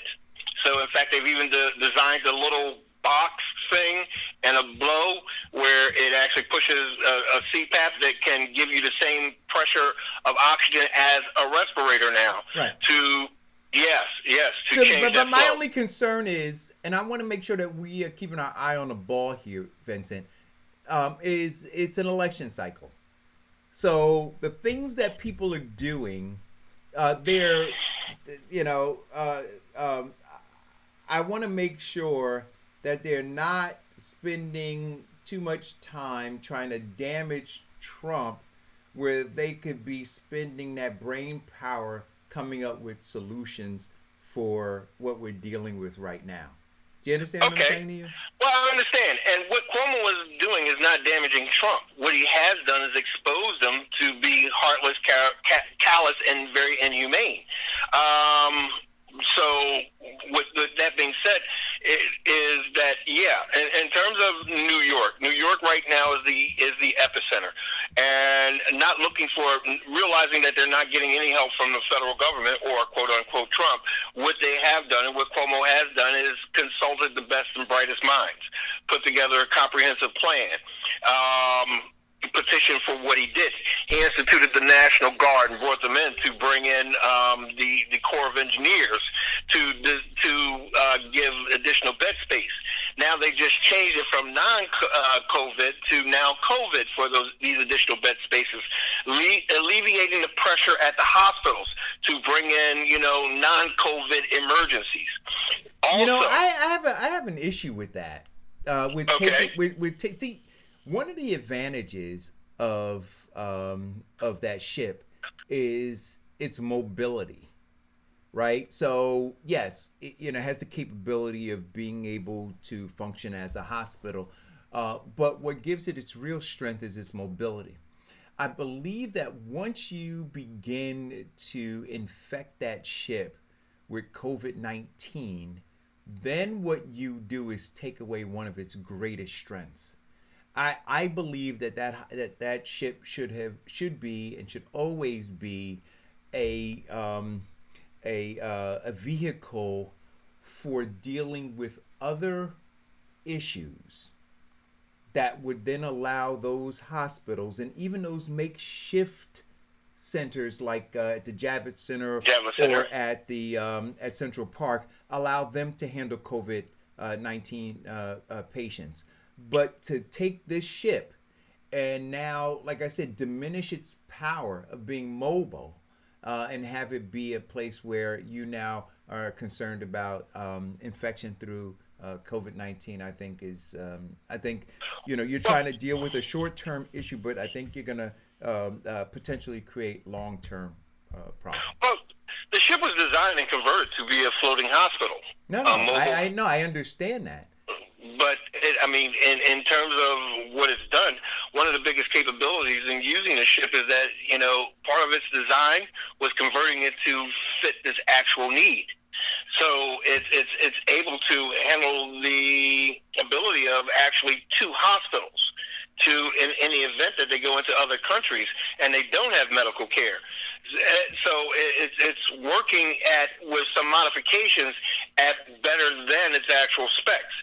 The issue that, it fills in beds and gives them actually military doctors to look into the case. So it gives New York an actual cushion of throwing more into the fire. The problem that they're having with this projection on the apex is that they are so not prepared for it. So scrambling out for ventilators, building additional space, and getting people to realize that we're in this together. So even though they're trying not to legislate or enact martial law and shutting down states, what they're trying to do is say, listen, use your best judgment. Work with us. Help us to help you. And I really have to give it to that level of leadership. because on the federal level, they're not getting anything. And what they're saying, what all the governors, mayors are doing is that they have daily conversations and phone calls and coming up with solutions and keeping each other posted. Each are reaching out to different avenues and levels for things like supplies. And what's been incredible is that I see a lot of people in New Jersey stepping up to the occasion. We see people helping other people, like the Meals on Wheels. I mean, they actually go through a process of sterilizing it, and now they don't even touch people. They leave it at the door. Sterilize it with their gloves. They don't even knock on your door. They call you. The drivers will call you and let you know that your package is there. The process of 2 days of sterilization and waiting for their boxes and packages to dry is another thing. Other corporations have not sat up there and said, woe is me, I need that economic stimulus billions, but they've stepped up their operating procedures like Walmart, Sam's Club, BJ's, and then, and the same thing for our smaller businesses. Like when you talked about Restaurant Depot, I was shocked. I would think that the amount of people that come into Restaurant Depot, especially the one in South Jersey, they would take that precaution because we're talking about their customers and their revenue stream. So if you take care of, my dad told me when he was teaching me carpentry, he said, son, if you take care of your tools will take care of you. Mm-hmm. The same thing with your customers. If you take care of your customers and make sure that they're healthy, make sure that this place is disinfected, they'll continue on and it will take care of you. It's that ideal and mindset is what gets us through this. This other craziness, man. Guys playing basketball. Really? Well, listen, speaking of that, they had to break up a funeral over the weekend. Some Hasidic Jews held a funeral, and they had to break that up. They also, the headline is CNN host digs into pastor arrested for holding service about pro-life contradiction. So you still have people who are in leadership positions who are, so we can talk about the basketball players, right? Because we look and say, oh, these guys are on the basketball court, they're rogue, they're playing basketball, and so Cuomo's got to shut down the park or whatever. But I'm talking about a pastor who told his congregation to show up in defiance of social distancing. Right, and that makes no sense. I mean, really, one of the pastoring is like, you remember how they said, used to say in church, the good shepherd? The pastor is in charge of his flock. I mean, one thing that the good shepherd is that you protect your flock. Well, Jim Jones was in charge of his flock too, right? Oh, look at that! And let's look at the other pastor who lost his life, who said that, listen, we shouldn't hold Mardi Gras in New Orleans in the midst of this pandemic, and they did, and he just died. It's the simple fact of leadership. When you cannot, when you are not leading with the best intentions for those who you are, in charge of and care of, then you're not fit to lead. Yeah. Bottom line. Call it go. Good morning, gentlemen. It's Farrakhan. I'm listening to you guys, and while I don't think anything you guys have said is wrong so far on the show, but at the same time, you're welcome. But the problem, let's be honest, we're talking in this really crazy circle because we're trying to mitigate or balance freedoms of individuals and responsibility of the government. And that's where the problem lies. Whether it's, governors telling, certain types of people in certain types of events they can still function and not. Social distancing, for instance, means nothing. When you go to the supermarket and people stand in line 6 feet apart, or they're eliminating the amount of people, yet half the people don't have gloves and masks on. What does social distancing matter? Because they're still going to cough, breathe, touch the things that will get infected or cause infection. Sure. So, again, The guys on the basketball court, yeah, that's stupid. I agree with you. Or even the funeral, but it doesn't matter unless there was a total protocol, even in all 50 states. Right now, hold on, let me clarify. Not even all 50 states. It's a pandemic. So if it's a pandemic, that's saying it's worldwide. So the actual, it makes no sense, right? We could clear all cases in the United States of America and then say we're going to open up again. But if we open up again and allow our borders to be open, the people that didn't do what we did will still bring it right on over. Right? And it only takes one more person to start it up again. So it has to be a worldwide program, for one. If this is truly going to work, it has to be a system that every nation agrees to do to slow, stop, eradicate the problem. Because you can't do it in America and not, just like you can't do it in New Jersey and not do it in Philadelphia, and if you can't do it in New York City without doing it in Connecticut, it's the same thing. It has to be done everywhere. I personally believe that the government should have, like, I always keep mispronouncing his name. Fauci said, everything has to be shut down. No movement. You might have to deliver groceries. You might have to do them by zip code or whatever. But unless you do that, this problem does not resolve. I got news for you. Right now, in terms of them looking at this apex, they are about a step away of calling like a martial law, a complete shutdown. It needs to be. If we had done this, when did we really start all of this? Like late February, right? I think it was like the last week of February. I think like they started, I think New Jersey started shutting down. That was like, so if maybe the beginning of February, whatever it was. If we had done this a full month ago, we'd be past that apex and actually on the downside. Right, because we would have stopped all the spreading, right, and you would have found all the cases. Right. So that you can still would be done right. And Farrakhan, you also have to look at, and one of the things that you said, people, when they're shopping, have to exercise a level of common sense. There are a lot of people in there. Did you just say people have to exercise common sense? Oh, I forgot, because common sense in America is not common. I was sweating right there when I heard you say that. So listen. Let me change it and say, it's now time that people start exercising some good judgment. When my wife went shopping, Go ahead. When my wife went shopping, she would come in and just break out her spray and just sterilize everything that she got.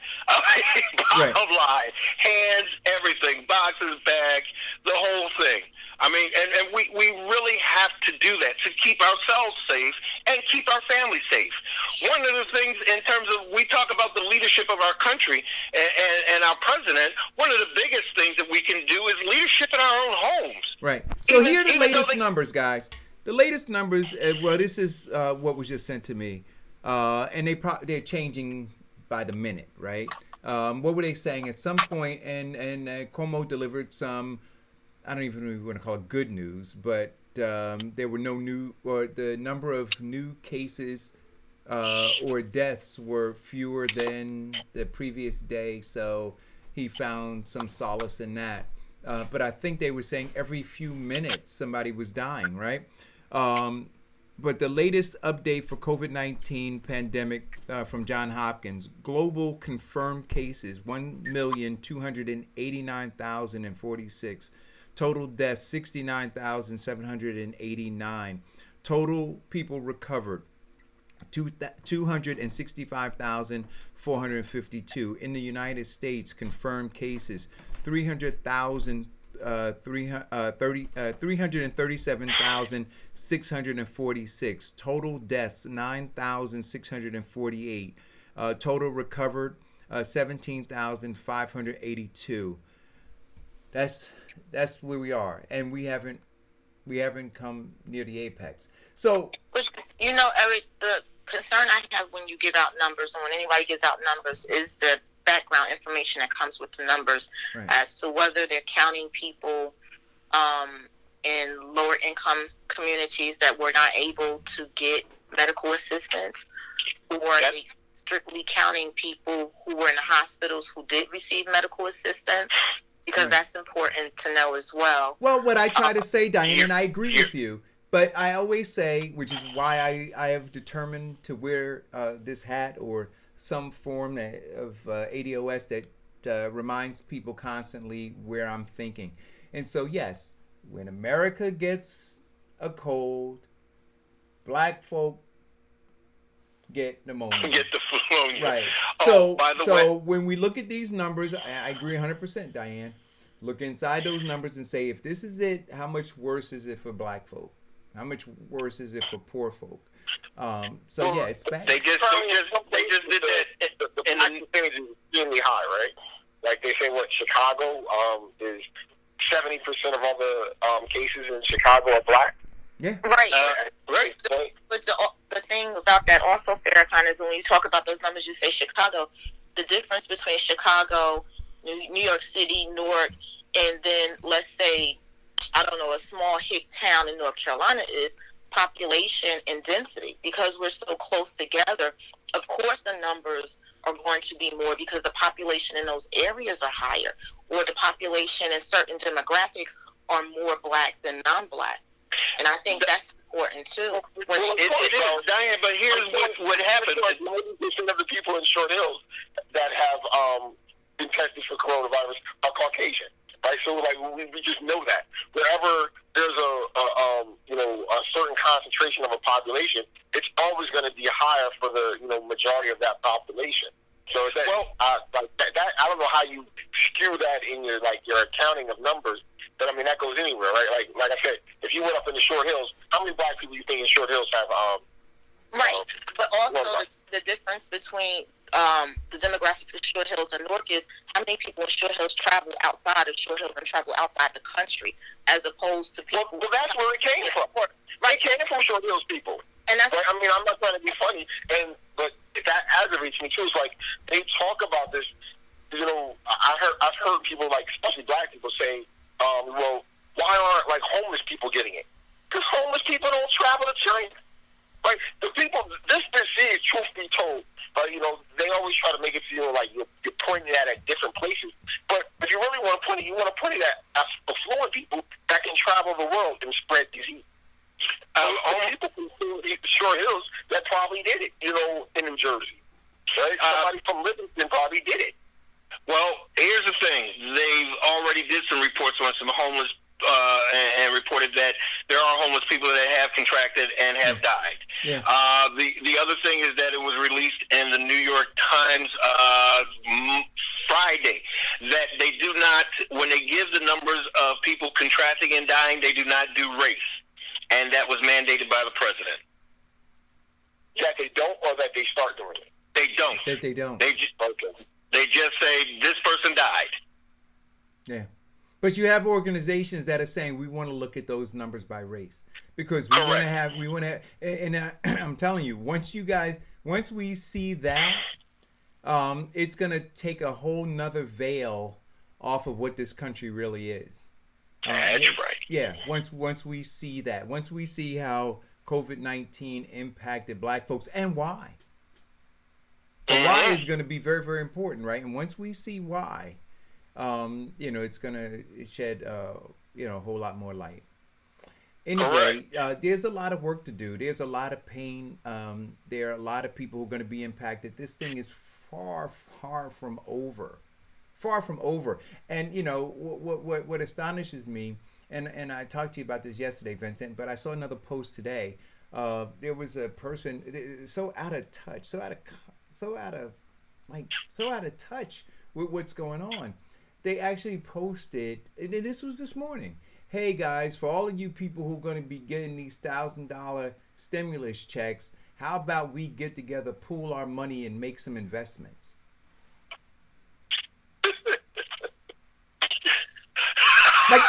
like literally, I saw that, and then I read the comments, and I was getting ready to respond.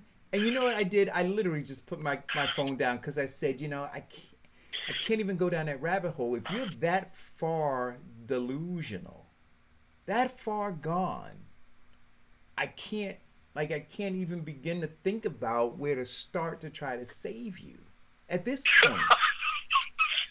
At this point, like, if you're that far gone, if you really believe, if you've watched and listened to any of what's going on. That person probably had an agenda, though, Eric. I mean, I'm not saying I know who because I have no clue who posted that, just off the top of my head. But it just sounds like somebody who had an agenda, right? Yeah. So they made that statement with their agenda in mind, right? And that's it.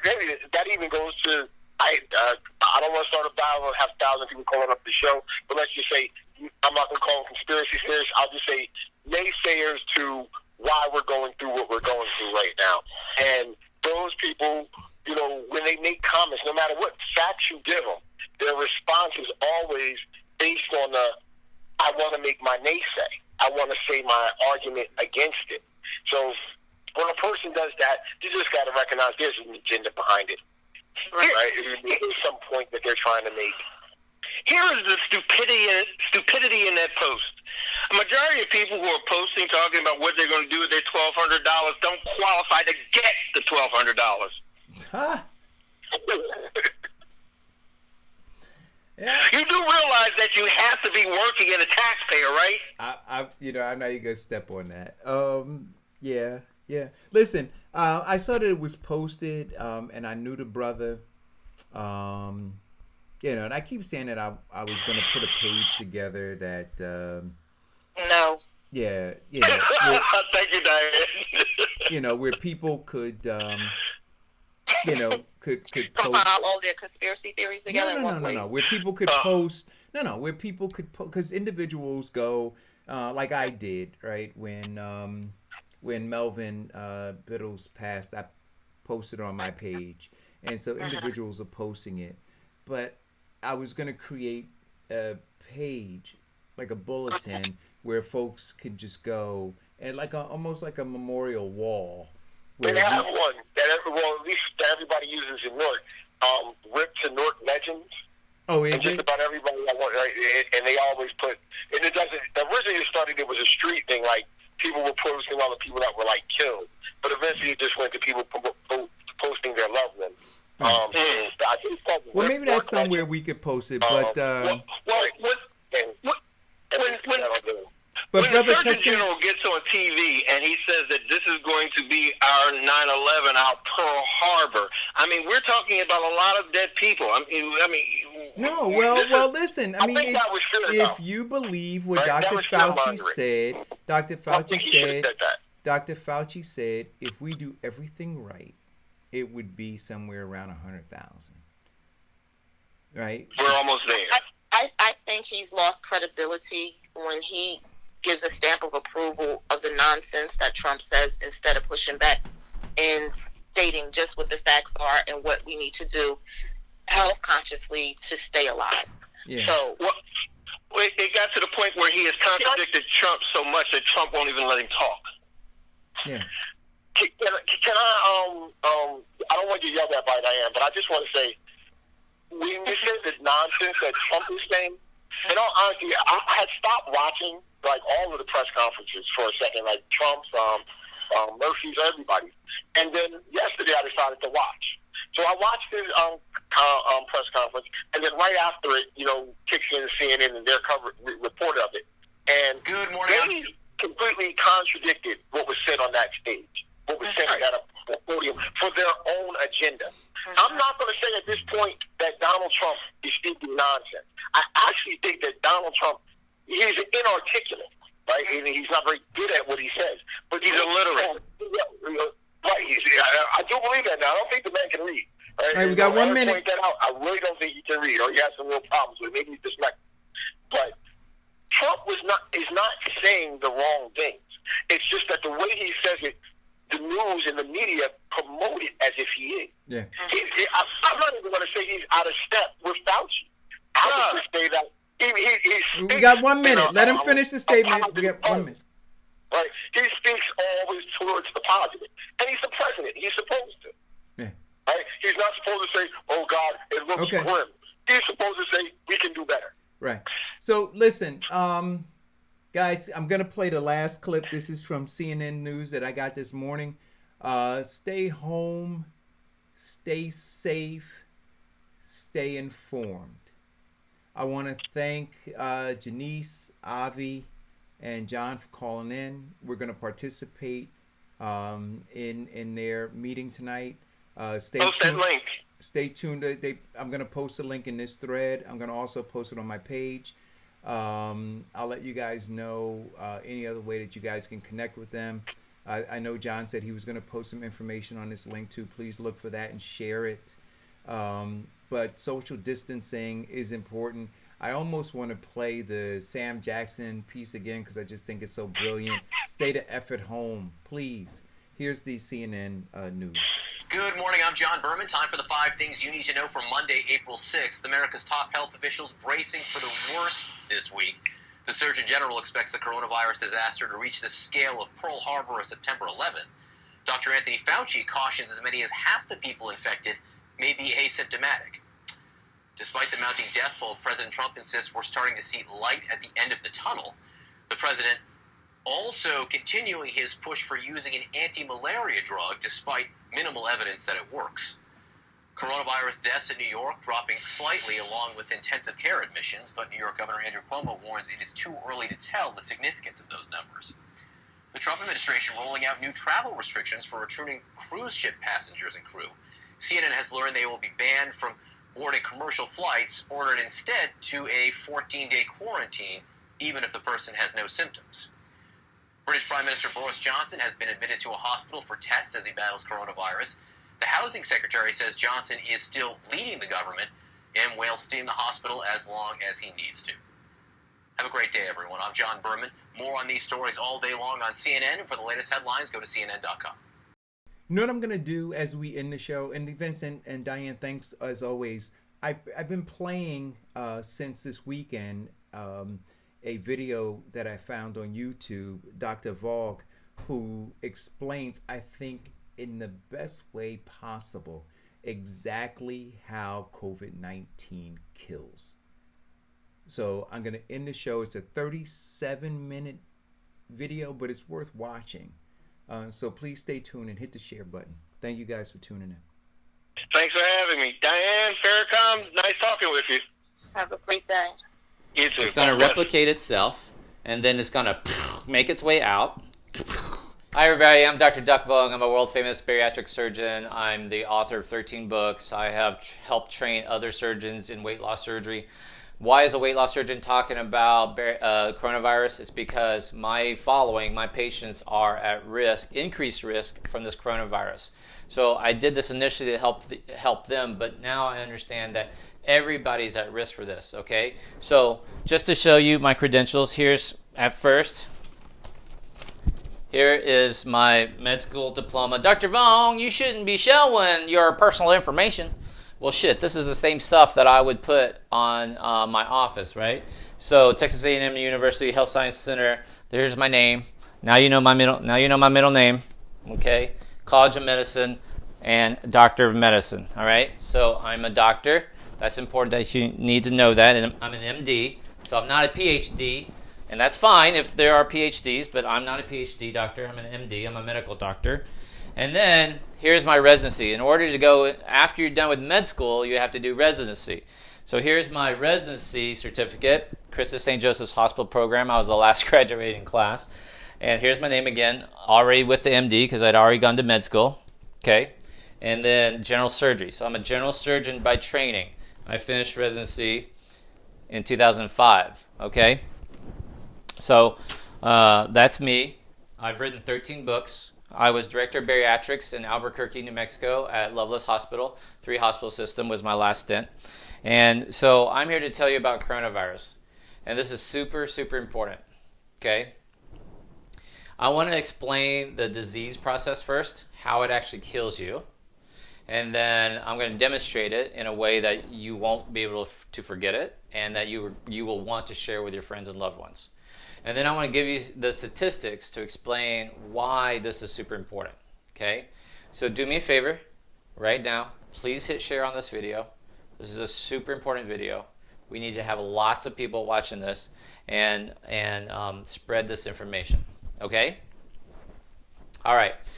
So, first of all, let's get our definitions correct. Okay? The actual virus that we're talking about is SARS-CoV-2. SARS, because this is a SARS virus that we saw earlier. We've had 3. This is the second form of this. SARS, CoV for coronavirus 2. It's the second one. All right. And the disease that it causes is COVID-19, COVID-19, coronavirus disease 19. Coronavirus itself is a group of type of viruses. It's a family of viruses that have been with us for a long time. Now, we are calling this the novel. Novel means new, not novel like you read. A novel coronavirus means it's a new coronavirus, right? SARS-CoV-2. And because it's new, there is no immunity to this, which means what? Everybody who comes in contact with this virus will catch it, will have some sort of symptoms. It can be mild. There's actually, we're considering there might be some asymptomatic carriers, right? That's a whole different conversation. 80% are going to have mild case of coronavirus. And remember the definition. By mild, we mean you don't need to be hospitalized. So this is not the regular flu. So anybody who says, hey, this is just like the regular flu. No, it's not. This is, you don't need to be hospitalized. That's 80% of people. Okay? 20% of people will need to be hospitalized. Of those, probably about half are going to need to be in the ICU. And of those, about half will need to be on respirators. If you have a huge number, you do the math, we don't have enough respirators. Now, why am I talking about respirators? Because that actually has to do with how coronavirus kills. Let's get into this. So, coronavirus is a respiratory, breathing lung issue. Okay? It's a respiratory illness. That's important because if anybody who has respiratory issues already, you're at high risk. If you had a lung resection, if you've had COPD, if you're on oxygen, if you have sleep apnea, if you have poorly controlled asthma, you're at risk, guys. So that's a lot of people. Real quick, there's a direct correlation with coronavirus and bad outcomes. If you have high blood pressure, that's that's a bunch of Americans right there. High blood pressure is and I'm going to explain why that's important, okay, here in a second. High blood pressure, it's related. I promise it's related. Morbid obesity, that's most of my following. Now, if you've lost the weight, then you're at normal risk. But if you are BMI over 40, you're at a high risk, okay? Older age, but remember that numbers coming down. It's not 80-year-olds. We are warning 60-year-olds about this. And now we're having people in their 40s being hospitalized and people in their 30s dying from this, okay? So this is really, really serious. Okay, so what does this mean? This is a respiratory virus. So remember, this virus is airborne, okay? Listen, it's airborne. And it's also contact. That's how it's transmitted. So if you're around somebody who has the coronavirus and they sneeze and you're within 6 feet and you take a deep breath, you have a very good chance of catching it. Okay? Dr. Vong, I'm an introvert. I'm not around people. If you kiss them, if you hug them, if they breathe on you, if they snore on you, if you understand, it's in the air. Right? It's droplets. We think it's droplets. So it has to be droplets as opposed to being aerosolized where it can live outside without being in droplets. This is important because if it's aerosolized, if it's able to survive without being in droplets, then our masks don't do shit. Okay? But anyway, eventually this virus has to make its way into our oral airway. This oral airway. Okay? Because, and it's a weird, like sometimes we learn anatomy or know about it, but we just don't make the connection. Give me an amen if you've ever studied anatomy, but somehow it just doesn't connect, right? So our mucous membranes, our trachea, our nasal passages, our sinuses all come together in our mouths, goes down our throats, our scrawny chicken neck throats here, and then there's two tubes. One is our esophagus, where our food goes, and one's our trachea, which is where our lungs and our air passes. And that's where you... So people get confused by this. When you burp from your esophagus, your stomach. When you cough from your lungs, your trachea. So this is a respiratory illness. So the virus will make its way into your nose, throat, and then will go into your airways. This is your lungs. Okay? All right? So we're talking about your lungs. Now, I want to do a real quick demonstration. So imagine, Dr. Vong, what are your lungs? Right here, guys. Okay, put these here, and actually your lungs actually go up to your clavicles, believe it or not, if you want to be accurately. These aren't quite big enough. But your lungs are huge. So the top of your lungs go up right above your clavicle, your shoulder bone right here. They do. Trust me, they do. And they go way... Take a deep breath. Everyone take a deep breath for me. When you do that, your diaphragm pushes down, and your lungs, if you go in your... I might have to jump for this. If y'all can see, way down here, you can feel your ribs. You can feel the bottom of your ribs is right above your belt line. Guys, your lungs go way down here. Way down there, past... like almost to your waistline. Those are your ribs. So those are your lungs. Your lungs are huge. So these are small examples. I would really need a bunch all through here, all down through here. You guys get the idea, right? So now you have these two lungs, right? Now watch. Your lungs have little air pockets in them. They're called alveoli. You see right there? And like these little sponges here, there are little air pockets in here, all right? That's what I'm trying to show you here. That's what I'm demonstrating, these little air pockets, okay? And that's how you do the gas exchange, okay?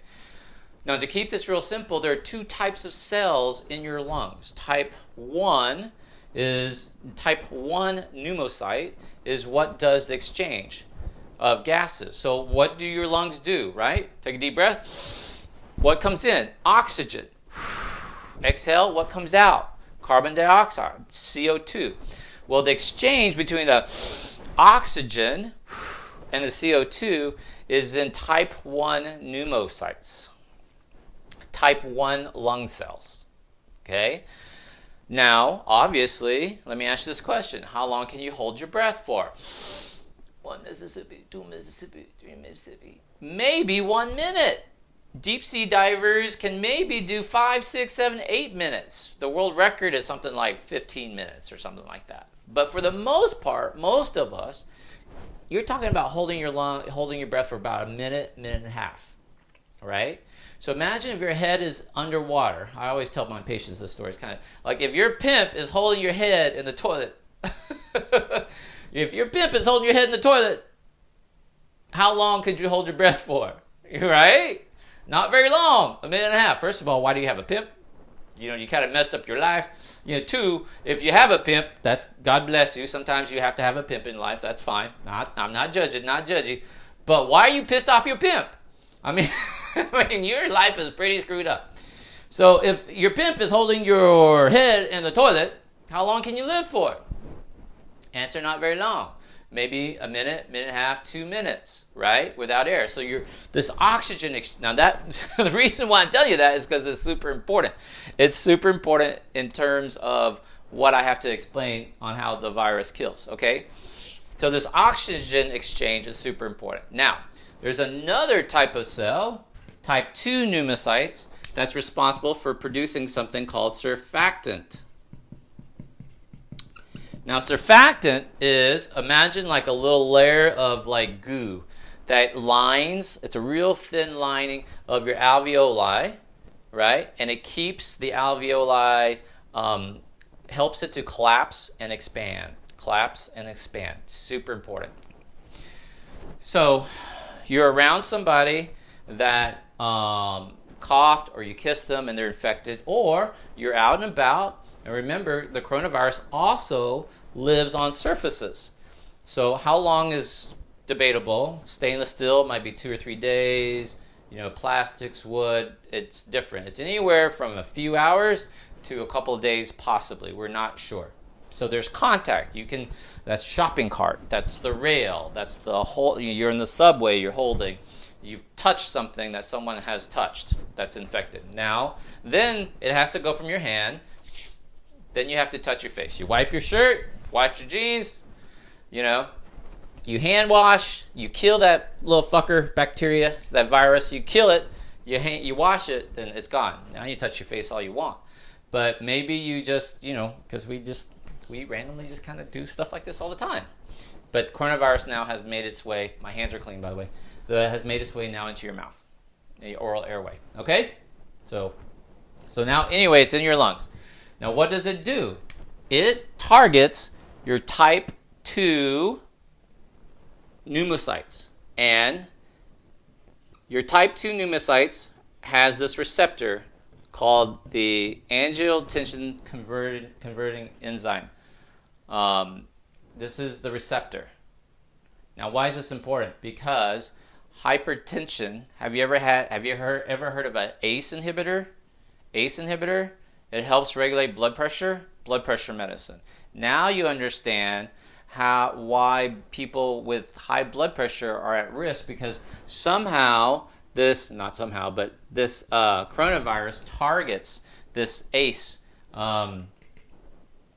protein, okay? And then it makes its way into this little, guy, makes its way into your type 2 pneumocyte. Now, I don't want to get too technical on this, but basically, it's going to make a bunch. Get too technical on this, but basically, it's going to make a bunch, all right? A bunch of little progeny. It's going to replicate itself, and then what happens? This cell will then die.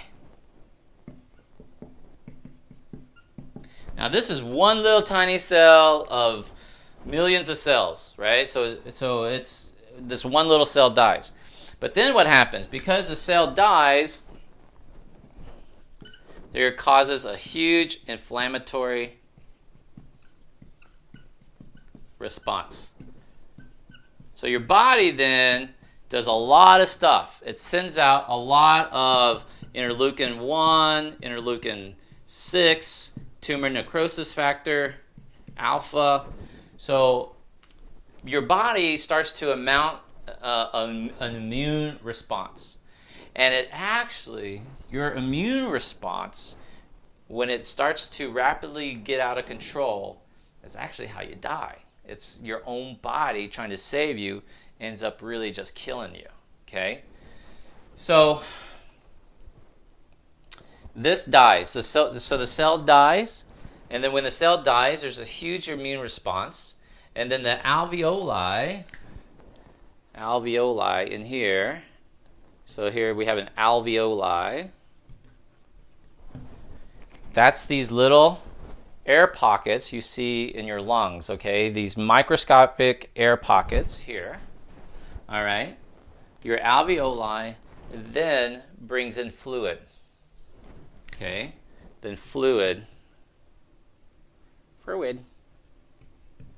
goes into your alveoli.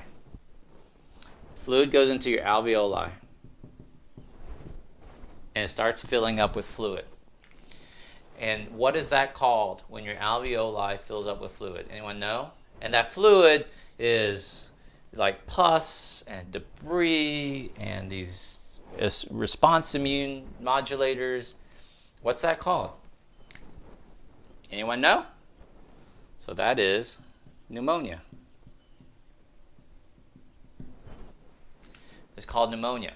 And usually this is going to start lower areas of pneumonia. Why? Well, it's gravity dependent. It's going to make its way down low because it's gravity dependent.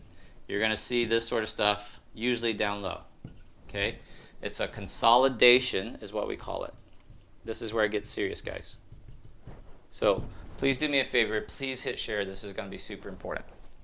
I'm going to do this demonstration real quick. All right? How this really kills you. Okay, now watch me now. So your alveoli, your lungs are filling up with fluid. So I have your lungs here, right? Lungs. Your lungs.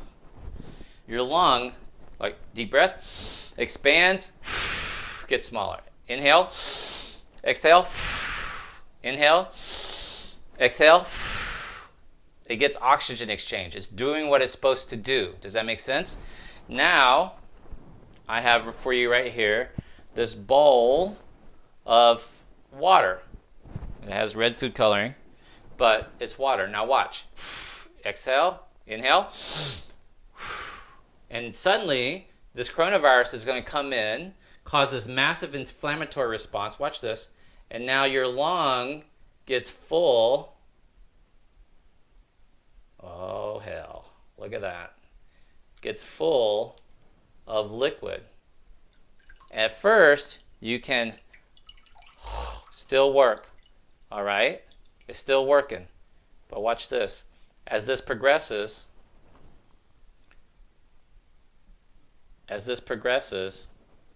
we'll leave that in there.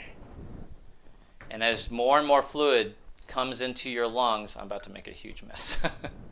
As more and more fluid comes into your lung and you try to take a deep breath, look, it stiffens.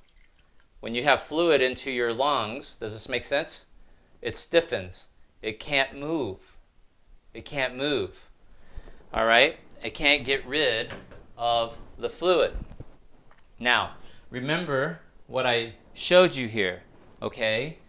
The actual coronavirus is actually killing your pneumocytes. So, your little alveoli ends up looking like, check this out, looks like this.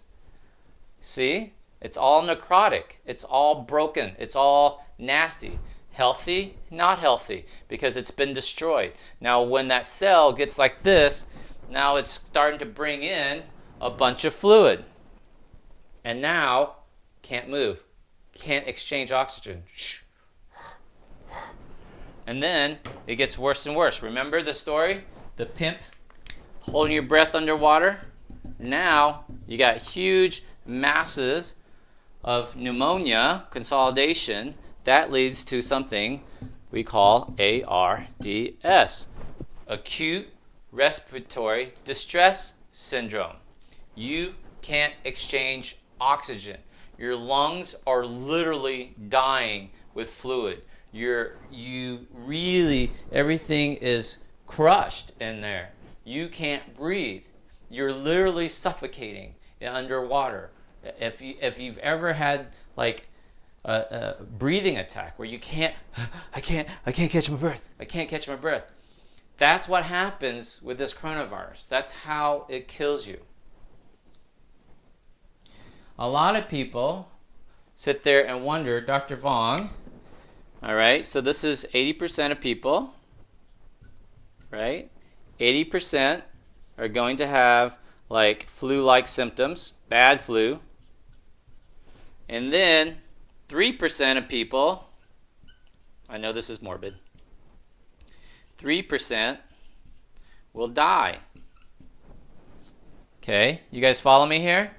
People go, Dr. Vong, what happens between, like, how do we get from here to here? All right, well, the bridge to get from here to die, there's a bridge, and that bridge is pneumonia. Specifically leading to something called ARDS, Acute Respiratory Distress Syndrome. At this point, once you get to ARDS, your lungs are totally consolidated. You got lots of pockets. Not only do you have your alveoli full of fluid, you also have fluid in your what's called your interstitial space, or the space between the cells. Your interstitial space gets fluid. So, You see the alveoli pockets I tried to show you, right? But also the tissues, your actual lung tissues around your alveoli get full of fluid. Like this one, right? And now, like, your lung can't move, and you can't exchange oxygen, and now you can't breathe. And now it's just like the pimp holding your head underwater. This is, you can't breathe. So how do you treat ARDS? Dr. Vong, once you start having respiratory problems, like you can't breathe, you're gasping for air, the timeline is really fast, right? If you ever get to this point, and God bless you, I don't want you to ever get to this point, you or any of your loved ones, but too many of us are about to hear this phrase. Your doctor is going to come in and say something like this: we are really worried that your mom is going to tire out.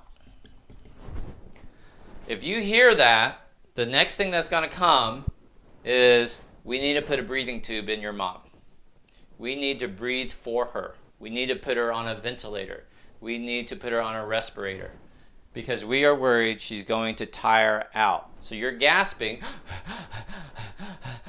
for air, and your muscles will tire out. Your lungs are filling up with fluid, this interstitial fluid as well as the alveolar fluid, creating this consolidation. I can't get enough oxygen. I can't get enough oxygen. And that's how we die. And so the treatment is to put you on a ventilator. We are worried mom is going to tire out, so we put her on a ventilator. We're going to breathe for her. And the numbers are changing, but we think about 50% of the time, half the time you get put on a ventilator, they don't make it. The cascading event is just too big. It turns from a lung problem to then what's called sepsis. You have other organ failures. So what happens when you can't have enough oxygen? What happens when your heart doesn't get enough oxygen? Well, you're going to go into cardiac arrest. What happens when your liver doesn't get enough oxygen or blood flow? Well, you're going to have, inflammatory markers in your liver. You're going to go into liver failure. More importantly, your kidneys. What happens if your kidneys don't get enough blood flow? You're going to go into kidney failure. And we just don't have that many dialysis machines. We don't have enough ventilators to handle this small amount of people who are going to need it. Trust me, okay? So let me tell you real quick about the numbers, because the numbers, how are we doing? Okay, the numbers are super important, right, guys? Today's March 23rd. March 23rd. We are way ahead of schedule. This is not good. This is not good. A week ago, I predicted by this date we would be probably around like 20,000 cases in America alone. We are over 32,000 cases now. We are 345,000 cases worldwide, 15,000 deaths, guys. And you have to think about this, because a month ago, none of y'all even heard of coronavirus. A month ago, Italy was walking around all happy and easygoing. Now they have 50,000 cases. They have 1,500 deaths. They have 5,000 deaths. They have a 10% death rate. So they're overwhelmed, right? God bless our first responders, our doctors, our nurses, our techs, our phlebotomists, our nursing assistants. God bless them, right? Because they are starting to suffer burnout. We're getting reports from the Italian doctors now. They are really burnt out. They're all working 100, 110-hour weeks. They are stressed out. They're running out of personal protection equipment. They're worried about passing this on to their own family. We have colleagues, we have doctors and intensivists and nurses who have died now not gotten sick, fucker. Like, quit being a smartass. They have died trying to help your family member, and you won't take this seriously. You still think this is a political thing. You still think this is media hype. And they fucking died trying to help your family member. Okay? So the timeline for this, we are just getting started on this, guys. We will not hit the peak until mid-May, May 15th, 16th. And let's make up a number. In the United States alone, we have already passed 8,000 cases in one day, guys. In one day. Imagine if you just keep doubling that number every 3 days. Man, we're going to be like crazy high. But I'll do the math for you because some people are skeptical. And I'll just make it up. Let's say 100,000 cases in mid-May is the peak. Now, here's the thing about a peak. You don't fucking know it's the peak until you start heading downhill. Just like you never knew that was the best you were going to look until you started getting ugly. You didn't know that was the lowest you were ever going to weigh until you started gaining the weight. Like, you don't know what the peak is, right? You understand? So, let's say we hit the peak mid-May. That's the projection, mid-May, and let's say it's 100,000 cases. We will be lucky if it's less than 100,000 cases. If it's 100,000 cases or less. I mean, we will be seriously lucky. But let's say it is.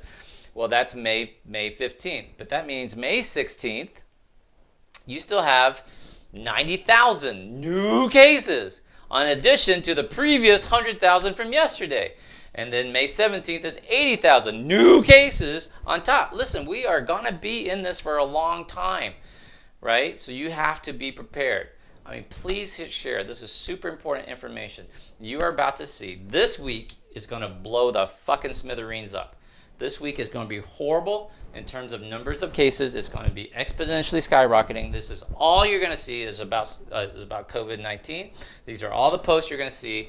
Every time somebody posts something stupid about COVID-19, about how coronavirus is overblown, about how, it's media hype, it's fear-mongering, please show them this video. Please give them a virtual bitch slap like this and say, Dr. Vong just explained how you're going to die, how your loved one's going to die. Yes, you luckily recovered, but this is your grandmother. And because you didn't take this seriously, because you went to Miami Beach, you did spring break, you partied, you still going to bars and restaurants, you're still not taking this seriously. We do not have a treatment for this, guys. This is what's going to happen. We don't have enough ventilators. It's going to be 12 months to 18 months before we get a vaccination. Too many people are going to die. You cannot count on vaccinations. We don't have a medical treatment for this. We are shooting in the dark with chloroquine and azithromycin. They are guessing, right? We're giving people IV steroids, methylprednisolone, because that's what's worked in the past for when you have this ARDS, but we're not really sure. People are tanking too fast. That's what my colleagues are saying on the front lines. You guys need to start taking this much, much more seriously. Okay? We are in this for the long term. So the timeline is we're going to hit the peak in May, but that means we're going to still have a shit ton of cases in May, June. Come July, because there's a lag time, we're going to start burying our family members. The death toll will increase in July. You're going to see a substantial, huge increase in the death toll in July. Now, here's the sad part. You've been out of work 3 months. Your small business has closed down. You've had to fire all your employees. Your employer has fired you, has laid you off, has told you to go file for unemployment. The unemployment office, you can't get through because the phone lines are totally backed up. How are you going to pay for the funeral? How are you going to pay for the funeral? You're going to do a GoFundMe page like you did last time when your uncle died? Well, good luck with that. Because who's going to donate to your GoFundMe page when everybody's been out of work? This is a horrific scenario. And I'm giving you the best case scenario. I'm giving you the best case scenario. We will hit 1 million cases in the United States. I promise you. Because these numbers are terrifying. We are already at 32,000 cases on March 23rd. By April Fool's, it's going to be terrible. By early April 4th, 5th, we'll have so many cases. It's just ridiculous. Please take this much more seriously. Please hit share. Please tag somebody who needs to see this. Right? I'm going to edit down this video. I'm going to show you how this works and how you basically die suffocating from coronavirus. That's the bridge. You don't die from the flu, guys. People are like, Dr. Vong, it's just the flu. No, it's not. It's ARDS. It's acute respiratory distress syndrome. And you're going to overwhelm our hospital system. We cannot keep up. We cannot maintain this pace. We are 2 weeks behind Italy. And we are officially worse off than Italy was 2 weeks ago. We just surpassed Spain. And we are in the third place now. China, don't believe anything out of China. Italy, then the United States. We are in third place. It's not going to get better. We will pass Italy. Italy's overwhelmed. We are worse off than Italy was 2 weeks ago in comparison. We will surpass Italy here very soon, probably this week. We will probably surpass Italy this week in terms of the number of cases, not the number of deaths, because their death rate is 10%. Our death rate, luckily, is about 1.3%. But 1.3% of a huge number is huge. 1 million cases, right? 10% death rate is 100,000. That's Italy. 1% death rate is 10,000. That's us. 2% death rate is 20,000 people. That's where we're headed. 20,000 people off of just 1 million cases. Now, what happens if it's 10 million, 100 million? Yes, that's how many people can catch this. I think Italy's population is only 60 million. But we have 350 million people in the United States alone. 7.7 billion people on this planet. And mark my words, I'm worried about India. No one's talking about India. India, a week ago, had 100 cases. Now India is 400 cases.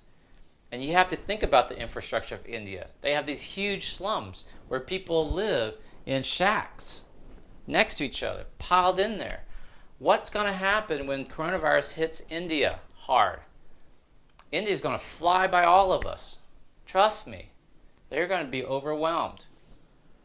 So, if this video has been helpful, please share. I'm Dr. Duck Vong.